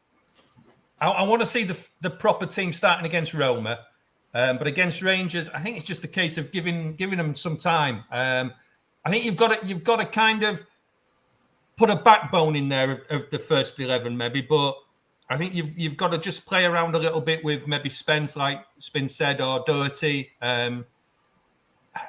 Bissouma I'd love to see, but again, I think maybe to start with we play Højbjerg and Bentancur. Perisic definitely has got to start if he's fit enough. Up front, probably I would play Richarlison, to be honest with you, because we know what Cooley can do. We know what Kane can do. We know what Son can do. Personally, I'd probably play Richarlison down the middle, put Cooley on the right and put Son on the left, and then bring Kane on. Because we need to see a little bit of how these players can play in those positions that we've bought them for. We're not. Yeah, I mean, we all want to see the first 11, but yeah, it's a meaningless game. Like we know Roma's going to be a little bit feisty. We know there's Mourinho's. It's Conte against Mourinho. That's where we've got to see the first 11. That's where we've got to start seeing what's coming in the season. But against Rangers, I don't think there's a need to play our first 11 as sometime in the game, yeah, but maybe not all to start with, personally. Yeah. All right, mate, amazing. Okay, so we basically I think everyone's agreed then. Essentially, there's maybe a couple of changes, Spence or somebody else at the right wing back, but essentially, I think everyone's agreed. That's awesome. The last question, we're going to wrap it up after this question. It's a little bit of a spicy one to finish. I'm going to come to Bob Spur first on it, mate. And I'm going to make this entirely clear. And you can already probably tell by the way that I'm moving. I just want to ask everybody, how do you feel that the summer has gone for Tottenham? Not just transfers, pre-season, injuries, COVID, fans, the heat, everything, wherever you want to go. How do you think Tottenham's summer has gone? And I want you to also factor in comparing it to other teams and the shit shows that we're seeing around the houses, and give it a score out of 10 thus far. Bobby. 6. The score report would say improvement made. Continue the good work. Oh, I like this school report. No, that's a good way. Okay, just do that. The school report is saying a good thus far. Continue the good work. Yeah. Still work to do. Yeah. Yeah. Okay. Nice. That was less controversial than I thought. I appreciate that one. Aaron, I'm going to come to you now, mate. Thus far, bro, are you where are you sat with how Tottenham's summer has gone since the end of the window until July the 19th? I'm about 5, 6. I'm still focused on the outgoings, and I'm relatively happy with the incomings, but I'm always wary of bringing in a lot of players. I know we needed them, but look, apart from Perisic and Bazuma, there's no one that really I'm excited about as far as the incomings go, and I'm still worried about the lack of outgoings. So yeah, I'll be in the middle there at a 5, maybe 6. 5. We got Saba saying 6. We got Adam Phillips saying so far so good. We got Bob Spur saying 6. We got Dtrex Kane saying 6 out of 10 summer. What a shit show. We got Absolute Bore saying it'd be better when a few are out of the door, to Aaron's point. And I agree with you, Aaron. There's a lot of work to be done on the outgoings. Paul Holden saying 6. Up the Spurs 6. All right. Raw Object saying 7. Adam doesn't want to give a score. Jethro saying 7.5. I'm going to come back. I'm going to stop here and come back to the panel. Jason. What's up? Where are you at, buddy? What's your take, my friend? Okay, on incomings, I'm torn between 6 and 6.5. If we had the fact that no one's really left yet, that probably bumps it down to about a 5.5. That's kind of where I sit, but I do believe those players are going, so I'd say 6.5. You know what? I'm gonna extend this question to you. Then I'm gonna come back to Aaron and Bob before I move around. And then I'm gonna come to Sora and Kuva and Alex. Okay. What's it going to take to get it up to an 8 out of 10 for you, or a 9 out of 10, or a 10 out of 10? Like, how, are you mean with your numbers, or is there a way that we can? Is there a pathway to an 8, pathway to a 9? Okay, I believe we need a creative mid, because I think I'm not saying they're going to play every week, but there's a hole there that needs filling for me. I also believe we need a legit centre back. Centre back. Yeah. Yeah. Same. Like if we pick up those two and and if I'm really pushing a boat out, an actual legit established right wing back. Yeah. You know what I mean? If we get those 3 and their names and they're good, that's a 10 for me. And providing we can clear out the people we don't want, the Winksies. 100%, yes. Okay. So for you, a 10 out of 10 requires a really good centre back, a better right wing back, a creative midfielder, and then clearing out the names you've already mentioned. Yeah, for me. But again, emphasis on the good. They have to be signings. Do you know what I mean? Makes sense. But right now you're at a 5. Just to come back quickly before I circle back to get the other part of the answer, Bobby, what's it going to take for you to get from your 6 to a 10? Wing backs, ideally a centre back, attacking midfielder, and a striker. Ideally 4. 4 more players, yeah? Ideally 4. That's the ideal world. But for me, definitely wing backs and attacking midfielder if we just had the 3. But yeah, wing backs for me, man, is the most important thing. And I'd go up to a 7 or 8, depending on what kind of quality you bring in. Bring in an attacking midfielder / striker, a number 10. I'd certainly push it up to a 10. With regards to, or 9 or a 10, with regards to players going out, I couldn't care less. Not my job. Not my job. As long as they're gone, as long as I don't sit there and go. All you care about is the players that are playing for Tottenham, not the players. I worry about who's going to be fulfilling that attacking creativity in the wing backs position, rather than having sleepless nights over Ndombele and Lo Celso still. If it affects the squad and the morale of the squad, of course I want them gone. But for me, it's all about the players coming in. Players going out right now, couldn't give two shits. Okay, nice. Aaron, just to finish it off, mate, how do you get? What's the pathway to a 10 for you? Is it getting rid of the players, the outgoings more than anything, isn't it? Sean, I'll never give a 10 for anything. Okay. I'm a bit of a critic. It's okay. And Bob, I do disagree with you. I think a transfer window includes outgoings, so I do slightly disagree with you on that one. For me, like a Koundé, Hakimi, a Maddison, 3 of them came in. I'd bump it up to an 8 or 9. For me, you care about the outgoings more than the average. I do, and I've said it since the start of for a long time. Since almost Ndombele signed, I've been saying get rid of this fucker. But I get it. It's important. I love it, mate. I love it. Just to quickly catch up on other people, we've had Kev G saying it's a 6. It's interesting. A lot of people aren't giving it very high numbers. There's only a couple of people that are giving it. King Hoddle's giving it an 8. Jethro's giving it a 7.5, and I think Lynch 616. And by the way, Lynch, I still have to show you my my screenshots that prove that player can play. Me too. I was getting worried for a minute there, Bob. Yeah, let me show you my. We'll come to it. Philo 123 is giving it an 8. Darius is at a 7. It's interesting. There's not many more higher than that. Coover, I'll come to you now. Where are you at thus far, bro? And what's it going to take to get you up to wherever you want to be? For me, we've still failed to address the areas I think we should have done. So it's a disappointing window. I'm going to give it a 3. Oh, thus far. Wow, I thought I was harsh. If you don't get in the bits that you need, how can it be a successful window so far? Yeah, but it's successful doesn't mean... the thing is, if we do get in those missing pieces, that mark goes up. This is why I don't like grading it at this point. It's like missing pizzas. If there's pizzas missing, you got to look to Iggy, mate. You know what I mean? Coop, you actually think if the window was to just finish the way it is right now, you give it a 3 out of 10, would you? Yeah. In terms of income, fuck it. Wow. You're a hard man to please. We will have addressed. Well, it's such a crucial bit that we get the wingback situation sorted out. I think most people agree with that. If our only solution is just Perisic on one side and Jed Spence on the other, we have improved, right? Extremely weak on both flanks.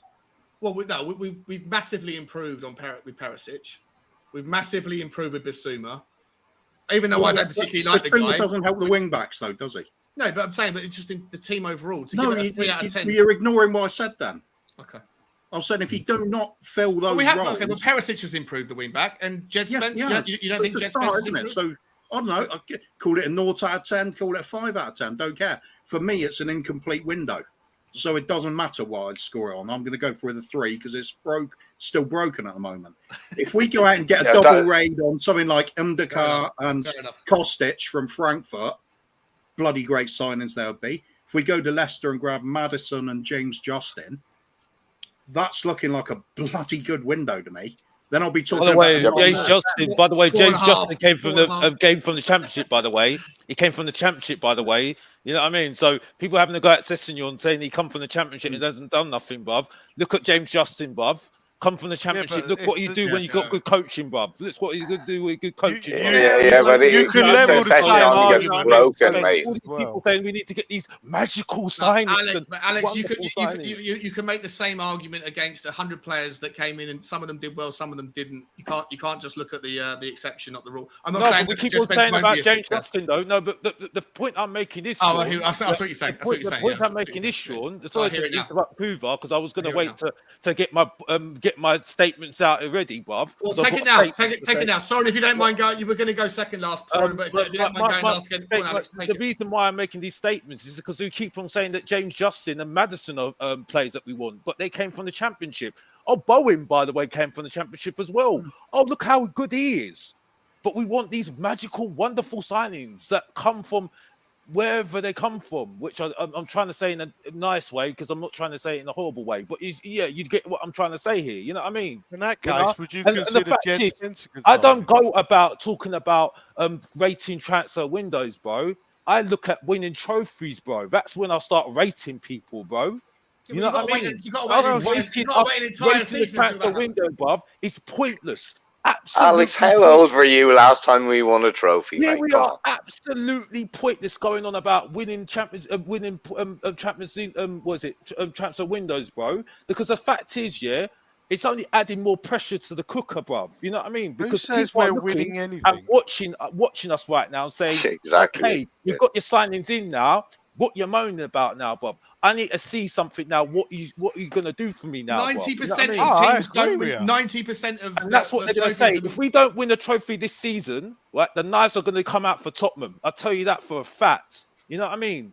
And I'm even now saying say that every year, though, man. Satisfied. I will not be satisfied if we don't at least win an FA Cup, bruv. You know what I mean? Carabao Cup, I've seen it before. We've done nothing afterwards, bruv. I'm sticking to it all day long, until I see an FA Cup, that's when I'll start saying we're going somewhere, bruv. You know what I mean? Because we all know what's going to happen with Conte. It's all good right now, but we look at his history. They all get tired after the first season, bruv, the second season, bruv. And then we'll see what Alex, happens. I agree with you. If we don't win anything this season, I know what your thoughts are on the Carabao Cup, but even if we don't win a Carabao Cup, we don't finish top 4, we don't make a push for as many trophies as possible, we failed.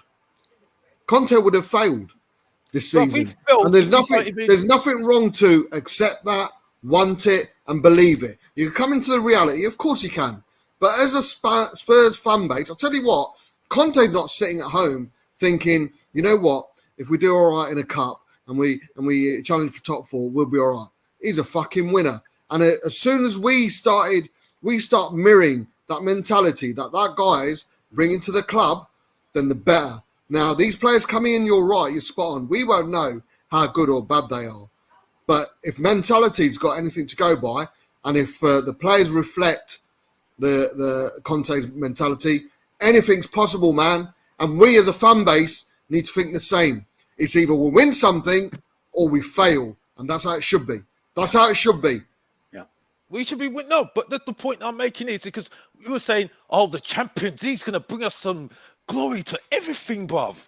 Bruv, it's not going to give us glory, bruv. If we won Europa League, that's when you got glory, bruv, because you won something. You got something tangible, bruv, Winning Europa Conference League would have done more than us, bruv. You know what I mean? Because at least we won something, bruv.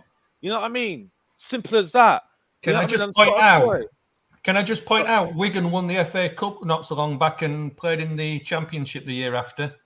Well, bruv, what are we moaning about, though? We keep on moaning about that we haven't won nothing, bruv. I haven't. We keep on moaning about... Well, I'm not moaning about it. We need to, though. We need to. Oh, no, I agree.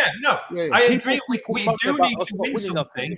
I agree we do need to win. I'm not saying that, but what I'm saying is it's not the be-all and end-all sometimes. We've got to strive for the Premiership, and only one team can win it.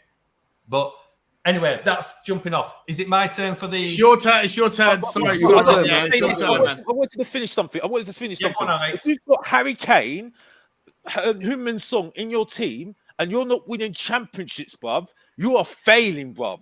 You are failing.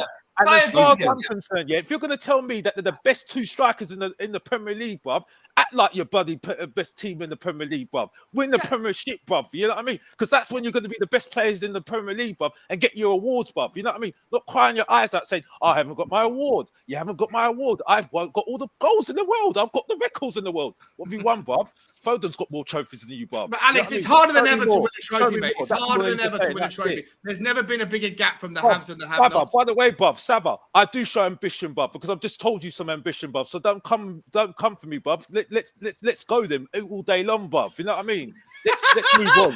Alex, you're very sensitive with Sava because Alex, when you have bellends like Winks and Undon Belly playing behind you, mate, you can't expect to win shit, regardless of having Sonny and Kane up there, man. You know, you got, like, in the last few years, Winks, Undon Belly. Yeah, I mean, come on, man. Yeah, you know, you got to be realistic. We haven't won an FA Cup since 1991. What's that? 31 years. Europa Cup. That's bollocks tournament, mate. It ain't the old UEFA Cup we won in 1984, where there was actual real teams in it. The Europa Cup now is full of fluff. It's you know, I like, again, a good run in the Champions League to me is acceptable. I don't think we're going to win a cup this year. I'd be happy to get to a final. Now I know, Bob, you'll get pissed off at me for saying that, but getting to a final and finishing in top 3 would be an absolute improvement. And if Conte stays and we continue to build, I've always wanted success every season, but I think for now, it's the next couple of years. It's got to be a gradual increase in the squad. Keep Conte on board. Develop, build. I'm not expecting us to win out next season, mate. I do expect an improvement. Just quickly, because Soren needs to say his point. He needs to say his point. Super quick. Sorry, mate. My point is, right, is that, you know, we you can say whatever you want, you can say that about all these other players and stuff, but as far as I'm concerned, yes, I do want championships. Conte wants championships, bruv. This is the point I want to make. Conte wants championships, bruv. That's what he wants. That's what his record is, bruv. Yeah, but he's you know happy. I mean? He's happy as a pig in shit right now, according to well, he's happy right now, bruv. But we all know that things can change in a second with this guy, bruv. You know what I mean? So let's not go there, bruv. You know what I mean? I'm sorry. I don't live in Cloud Cuckoo Land. You know what I mean? Disneyland. You know what I mean? I'm sorry, but the real life is, at the moment, you have to do all the things that you need to do to keep him happy. If he doesn't do what he does for next season, he's off. He's done. He's done. He's shown it already. Thus far, he's happy. That's it. So that's it. I'll move on and let Soren talk, and that's it. Bro. All right. We're gonna wrap it up on Soren gets his final chance to give the answer. My man, Soren, I'm so sorry, bro. Well, listen, same question, man. If you can remember what the question was, what's your score on the summer? Not just the transfer window, but the preseason friendlies, everything that's taken place since the end of the season until now. What are you going to give it out of 10? And then what's it going to take for you to get that extra step? Right. Thus far, if the transfer window ended today and the season starts tomorrow, no, I'm loving the transfer window so far, to be honest with you. There's more to be done, but so far, so good. We've got some players in. We've got some good players in. We need to get rid of the rubbish. There's still a long time to go. It's going well. And I would say, thus far, that's fucking far! Yeah. Thus far, then, it's to me, it's an 8 out of 10 with the proviso. Oh, it has to we have to get rid of the rubbish. But whereas Kuva comes in as a 3 out of 10, I get what he's saying, but I still think he's answering the old argument.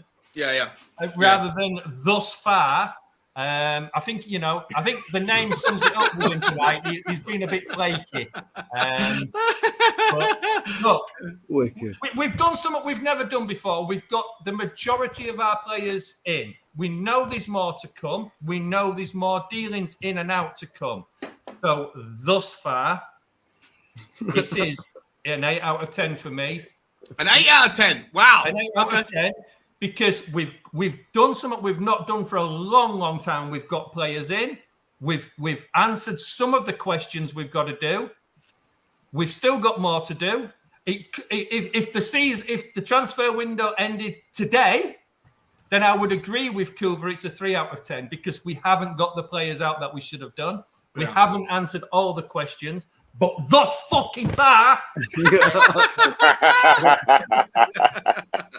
I love you, Soren. Big up, Si. Sorry. Hello, buddy. Nice. If I could just posit a question regarding the application of the Fibonacci sequence in regards to the physical development of fractals within the universe regarding Spurs' transfer window and the development of this thus far. Sorry, Sean, it was one of your 10-minute questions, but you needed to wrap it up. So we'll wrap it up. No, it's all good. Listen, ladies and gentlemen, we've been going for 3 hours and a half once again. Listen, I've had a wonderful time today, and it's been super hot. I want to say thank you to everyone in the comments first and foremost that have hung around. Before we get any further, I want to give everyone the chance to plug their channels and let us know what's happening on their stuff over the next week before Saturday. I'm going to start with Kubi Groove. We don't know if you've got a channel yet, bro. There's a little bit of rumors and things happening in the background that maybe, just maybe, there's KuvaFlake99.com is a thing. We can't discuss that channel. It's not after 9 o'clock. That's true. All right, Kuva. Until something else is coming up, man. Thank you so much for coming on, bro. I always love you. Who do you want to plug? Where's your next attention going to be throwing channel-wise? You know what? I'm going to give Alex a big up there. I think he's just fun to have on streams and brings a different viewpoint to a lot of people. And get over, give him a like. But the most important one for me at the moment, as well as 3 Spurs boys with Bobby Kay and Ben Kaufman, they were mates. Always giving them a big up. But the week is always geared towards Saturday nights. Yeah, but Bobby's going to plug that channel in a second. So pick a channel and Alex is going to plug big his it up channel. again. Then do it twice. No, it's because it's important right at the moment because we're coming up to that deadline for Bob bringing in the charity. You can talk about it, but tell me a channel that you want me to. Actually okay, let's go for Ben's. He wants to put a link in there. Yeah, that's all I want is a link right now. Yeah. Ben's coffee shop. Then. Okay, perfect. Hopefully, it's cooled down enough for him to be in there tomorrow. Yeah, it will be. Yeah, nice one, ladies and gentlemen. Please, for what it's worth, also just before we get going any further, there's still 230 odd people watching. Could you hit the like button on this stream if you haven't already, please? We're trying to get to we're on 259. If we can get to 300 before the show finishes, it would mean the absolute world. But in the meantime, Ben's channel is there, guys. Please hit the link. It's a wonderful channel. Love Benny boy. He's absolute fucking legend, and he's also always doing the necessary work for me in the comments, making sure he's a muscle. He's making sure no one's being nasty on any level. Bobby, I'm going to come to you now on this one, man, because your channel, we were just talking about it, and I've actually copied and pasted it already. So what's coming up on your channel next, man? Yeah, Saturday night in the wall, 10:45 as always.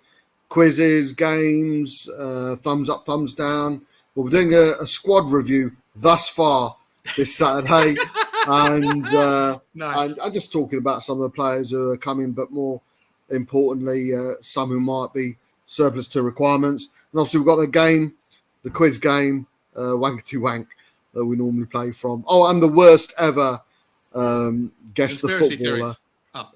We've got a conspiracy theory, but we've got the worst ever guess the footballer because they look nothing like the fucking player themselves. But I am going on. I don't know if you're going on to anywhere, Sean, but I'm going on to the Hotspur Hood straight after here. So it'd be great to see everyone in the chat over there. That'll be absolutely amazing. Just one last thing, Sean, if you don't mind.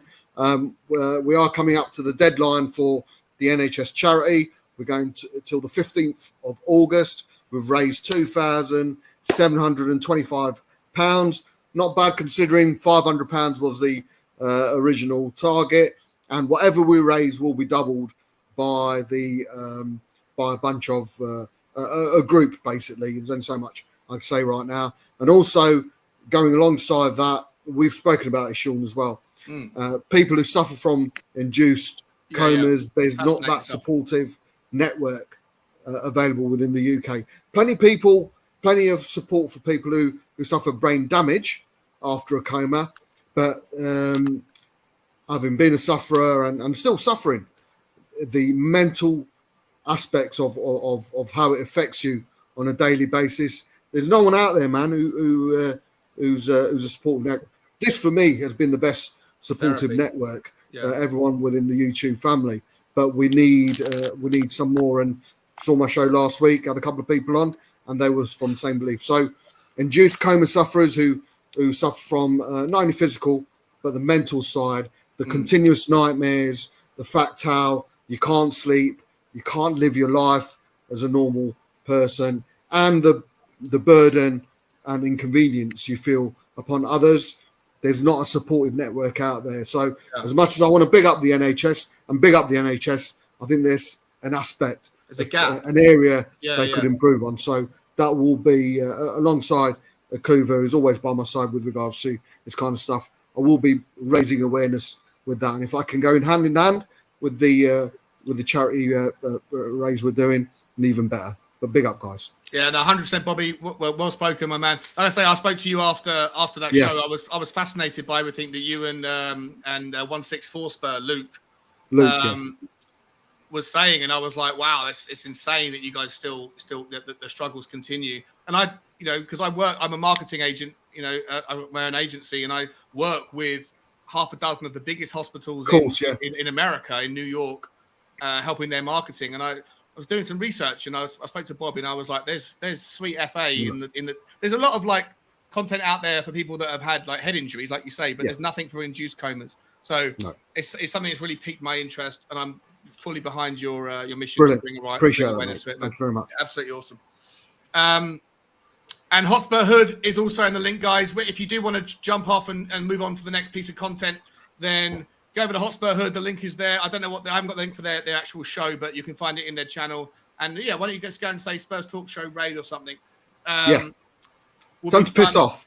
Time to piss off, yeah. Alex, over to you, my man. I've got your link here, bro. What's coming up? How's your channel doing in this summer? Are you doing much on it, or is it taking the back step with work and things? What's your plan?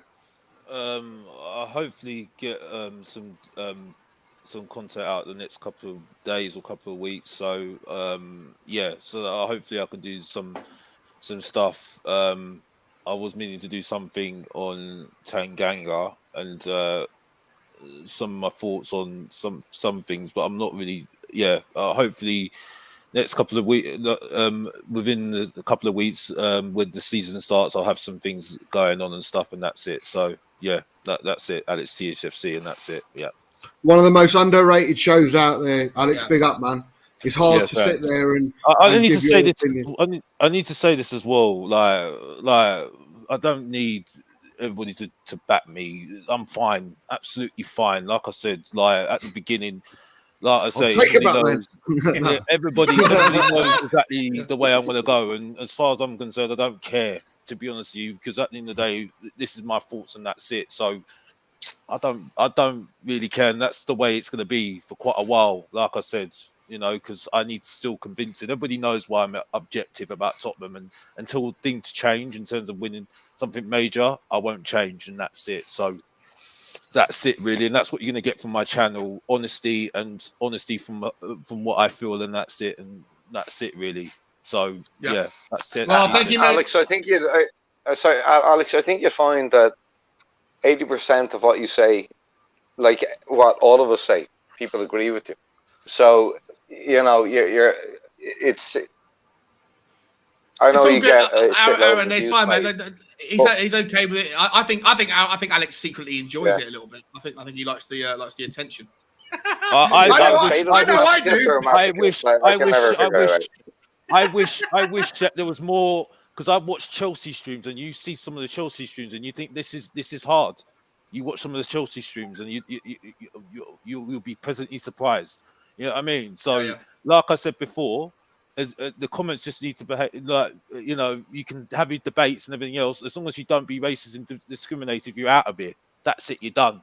As far as I'm concerned, if you go down that route, you're out of it, you're done. And you agree with me, Sean, and that's it. But other than that, you can disagree and that's it. And that's it. It's all fun and games at the end of the day. It's just football. Bob's just explained to you what real life is all about. It's like, Bob's just explained to you what real life is all about at the end of the day. You know what I mean? So, you know, there is reality here. You know what I mean? So that's all needs to sell the 100%. situation. Big up Alex, big up Bobby, big up Coov, big up Aaron. Aaron, do you have a channel, mate, for us to plug? Yeah, I've just got a new channel going actually. It's www.pornhub.com/Aaron Dog with the DAWG. Yeah, man. Yeah. OnlyFans. Oh yeah, baby. OnlyFans. Yeah, I'm getting that. That's coming next week, my friend. That's coming next week. Don't worry. I'll give you a private pass. No, in all seriousness, right? SpursWation TV. I know Eugene, my Gino, my brother from Malaysia. He's just popped in. So SpursWation tomorrow. Plug up Eugene and Lockman. Yeah, man. Great channel. People from all over the world get together, and it's always a lovely show to be involved with. I'm not sure why I don't have that in my list of channels. I usually do. Here we go. Let me get it now. They've just released a trailer to All or Nothing for Arsenal. Can't wait, man. Can't wait. But was there anything in the trailer, or was it just nothing? Yeah, it's just There's a only one new episode trailer, I want mate. to watch. It's come out. I just want to see there's only one episode I want to watch of that show. The last one, the Tottenham game. Yeah. Yeah. All right, ladies and gentlemen, there's SpursWations TV. If you are interested in finding new channels that are great, SpursWations is another one that's fantastic. Big up, Eugene. I'm sure I've had your link in my list before. I don't know why I haven't. Mate, thank you so much, Aaron. Jason, do you have a channel, my man? Thank you so much for coming on, bro. No, I don't have a channel. No one would want to see me on a regular. You'll more likely see me on Will Smith's THFC rants. Will Smith.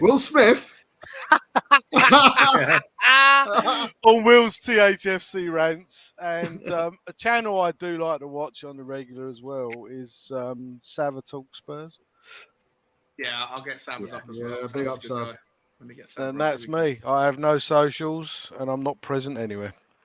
Love it, man. But Same. He's a myth. Yes. You're always welcome here, Jason. I really appreciate you coming on, bro. It was great to have you on, man. You're making your debut on the show today as well, which I forgot to call out, I think, at the time. But thank you so much for coming on.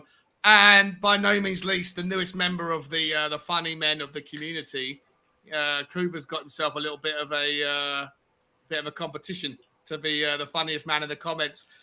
Soren, love you, bro. Do you have a channel? Is there anything you want me to plug? Is your whiskey business, anything like that I can plug for you? Yeah, no, I just want to say support everybody that's on here. It's talking of what Alex was saying earlier. It's not about backing your mate. It's about respect. I think you deserve the respect because you support the team. You've got your own opinion. It's great. Just want to plug my little show that I do. If anybody's heard of it, it's called SpursTalkShow.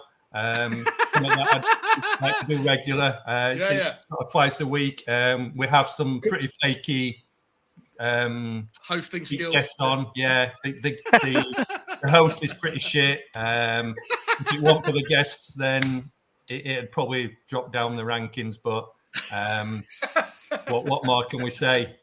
Thanks for letting us in, Sean. Thanks to all you lot. It's brilliant. Thanks very much. Cove, I don't know what about you, but I think Soren be a good I'm thinking guest the for same thing. Wanky Wank. What do you reckon? I think it's The wife says I'm a proper wanker, so I can't come on that. I think you do very well on it, my man. I think you do very well. I think it'd be good, man. Yeah. I'll connect you guys afterwards. I've got your number, Soren. I'll connect you guys with Coover or with Bobby. All right, guys, that's it from us. The next time I think we're gonna do another show. Yeah, thank you everyone in the comments. Thank you everyone in the panel. And also I just want to do a quick shout out to Stuart, new member today. Thank you so much. To XOGXLO1, new member today. To John M, another new member today. To Lukey for the super chat. To Joseph. To Colin. To Benny Boy Kaufman. To my man Bob Spur right below. Thank you so much. And also another new member right at the end, Tom Markinen as well. Absolutely fantastic show. The numbers were superb on this ridiculously hot Tuesday. I want to say a massive shout out to everybody who happened to sit indoors, and especially you guys, and Ellie as well, Queen Ellie, who was on the show earlier on, and to Nick Banjit as well. Oh, actually, shit, I need to put his link in there. Jesus Christ. Undon Barry, his new name, Undon Barry, right? Undon Barry, 100%. Where's my shelf side Spurs link? And don't forget, Raid Tommy, yeah? Raid Tommy. Yeah, 100%. Ladies and gentlemen, get over to Raid Tommy and also hit that link as well. Don't forget Nick's channel. It's a wonderful channel. They're having a bit of a hiatus over the summer, and they're going to be back as soon as the season starts, no doubt, with him and Rez as well. Ray Tommy's channel is Hotspur Hood. Hotspur Hood. I've already put it. I'm just trying to find the link. Yeah. Where did I put the fucking link? There it is. Go raid that channel right now, ladies and gentlemen. get We're over done there. and dusted here. We will see you another time. And as always, guys, as always,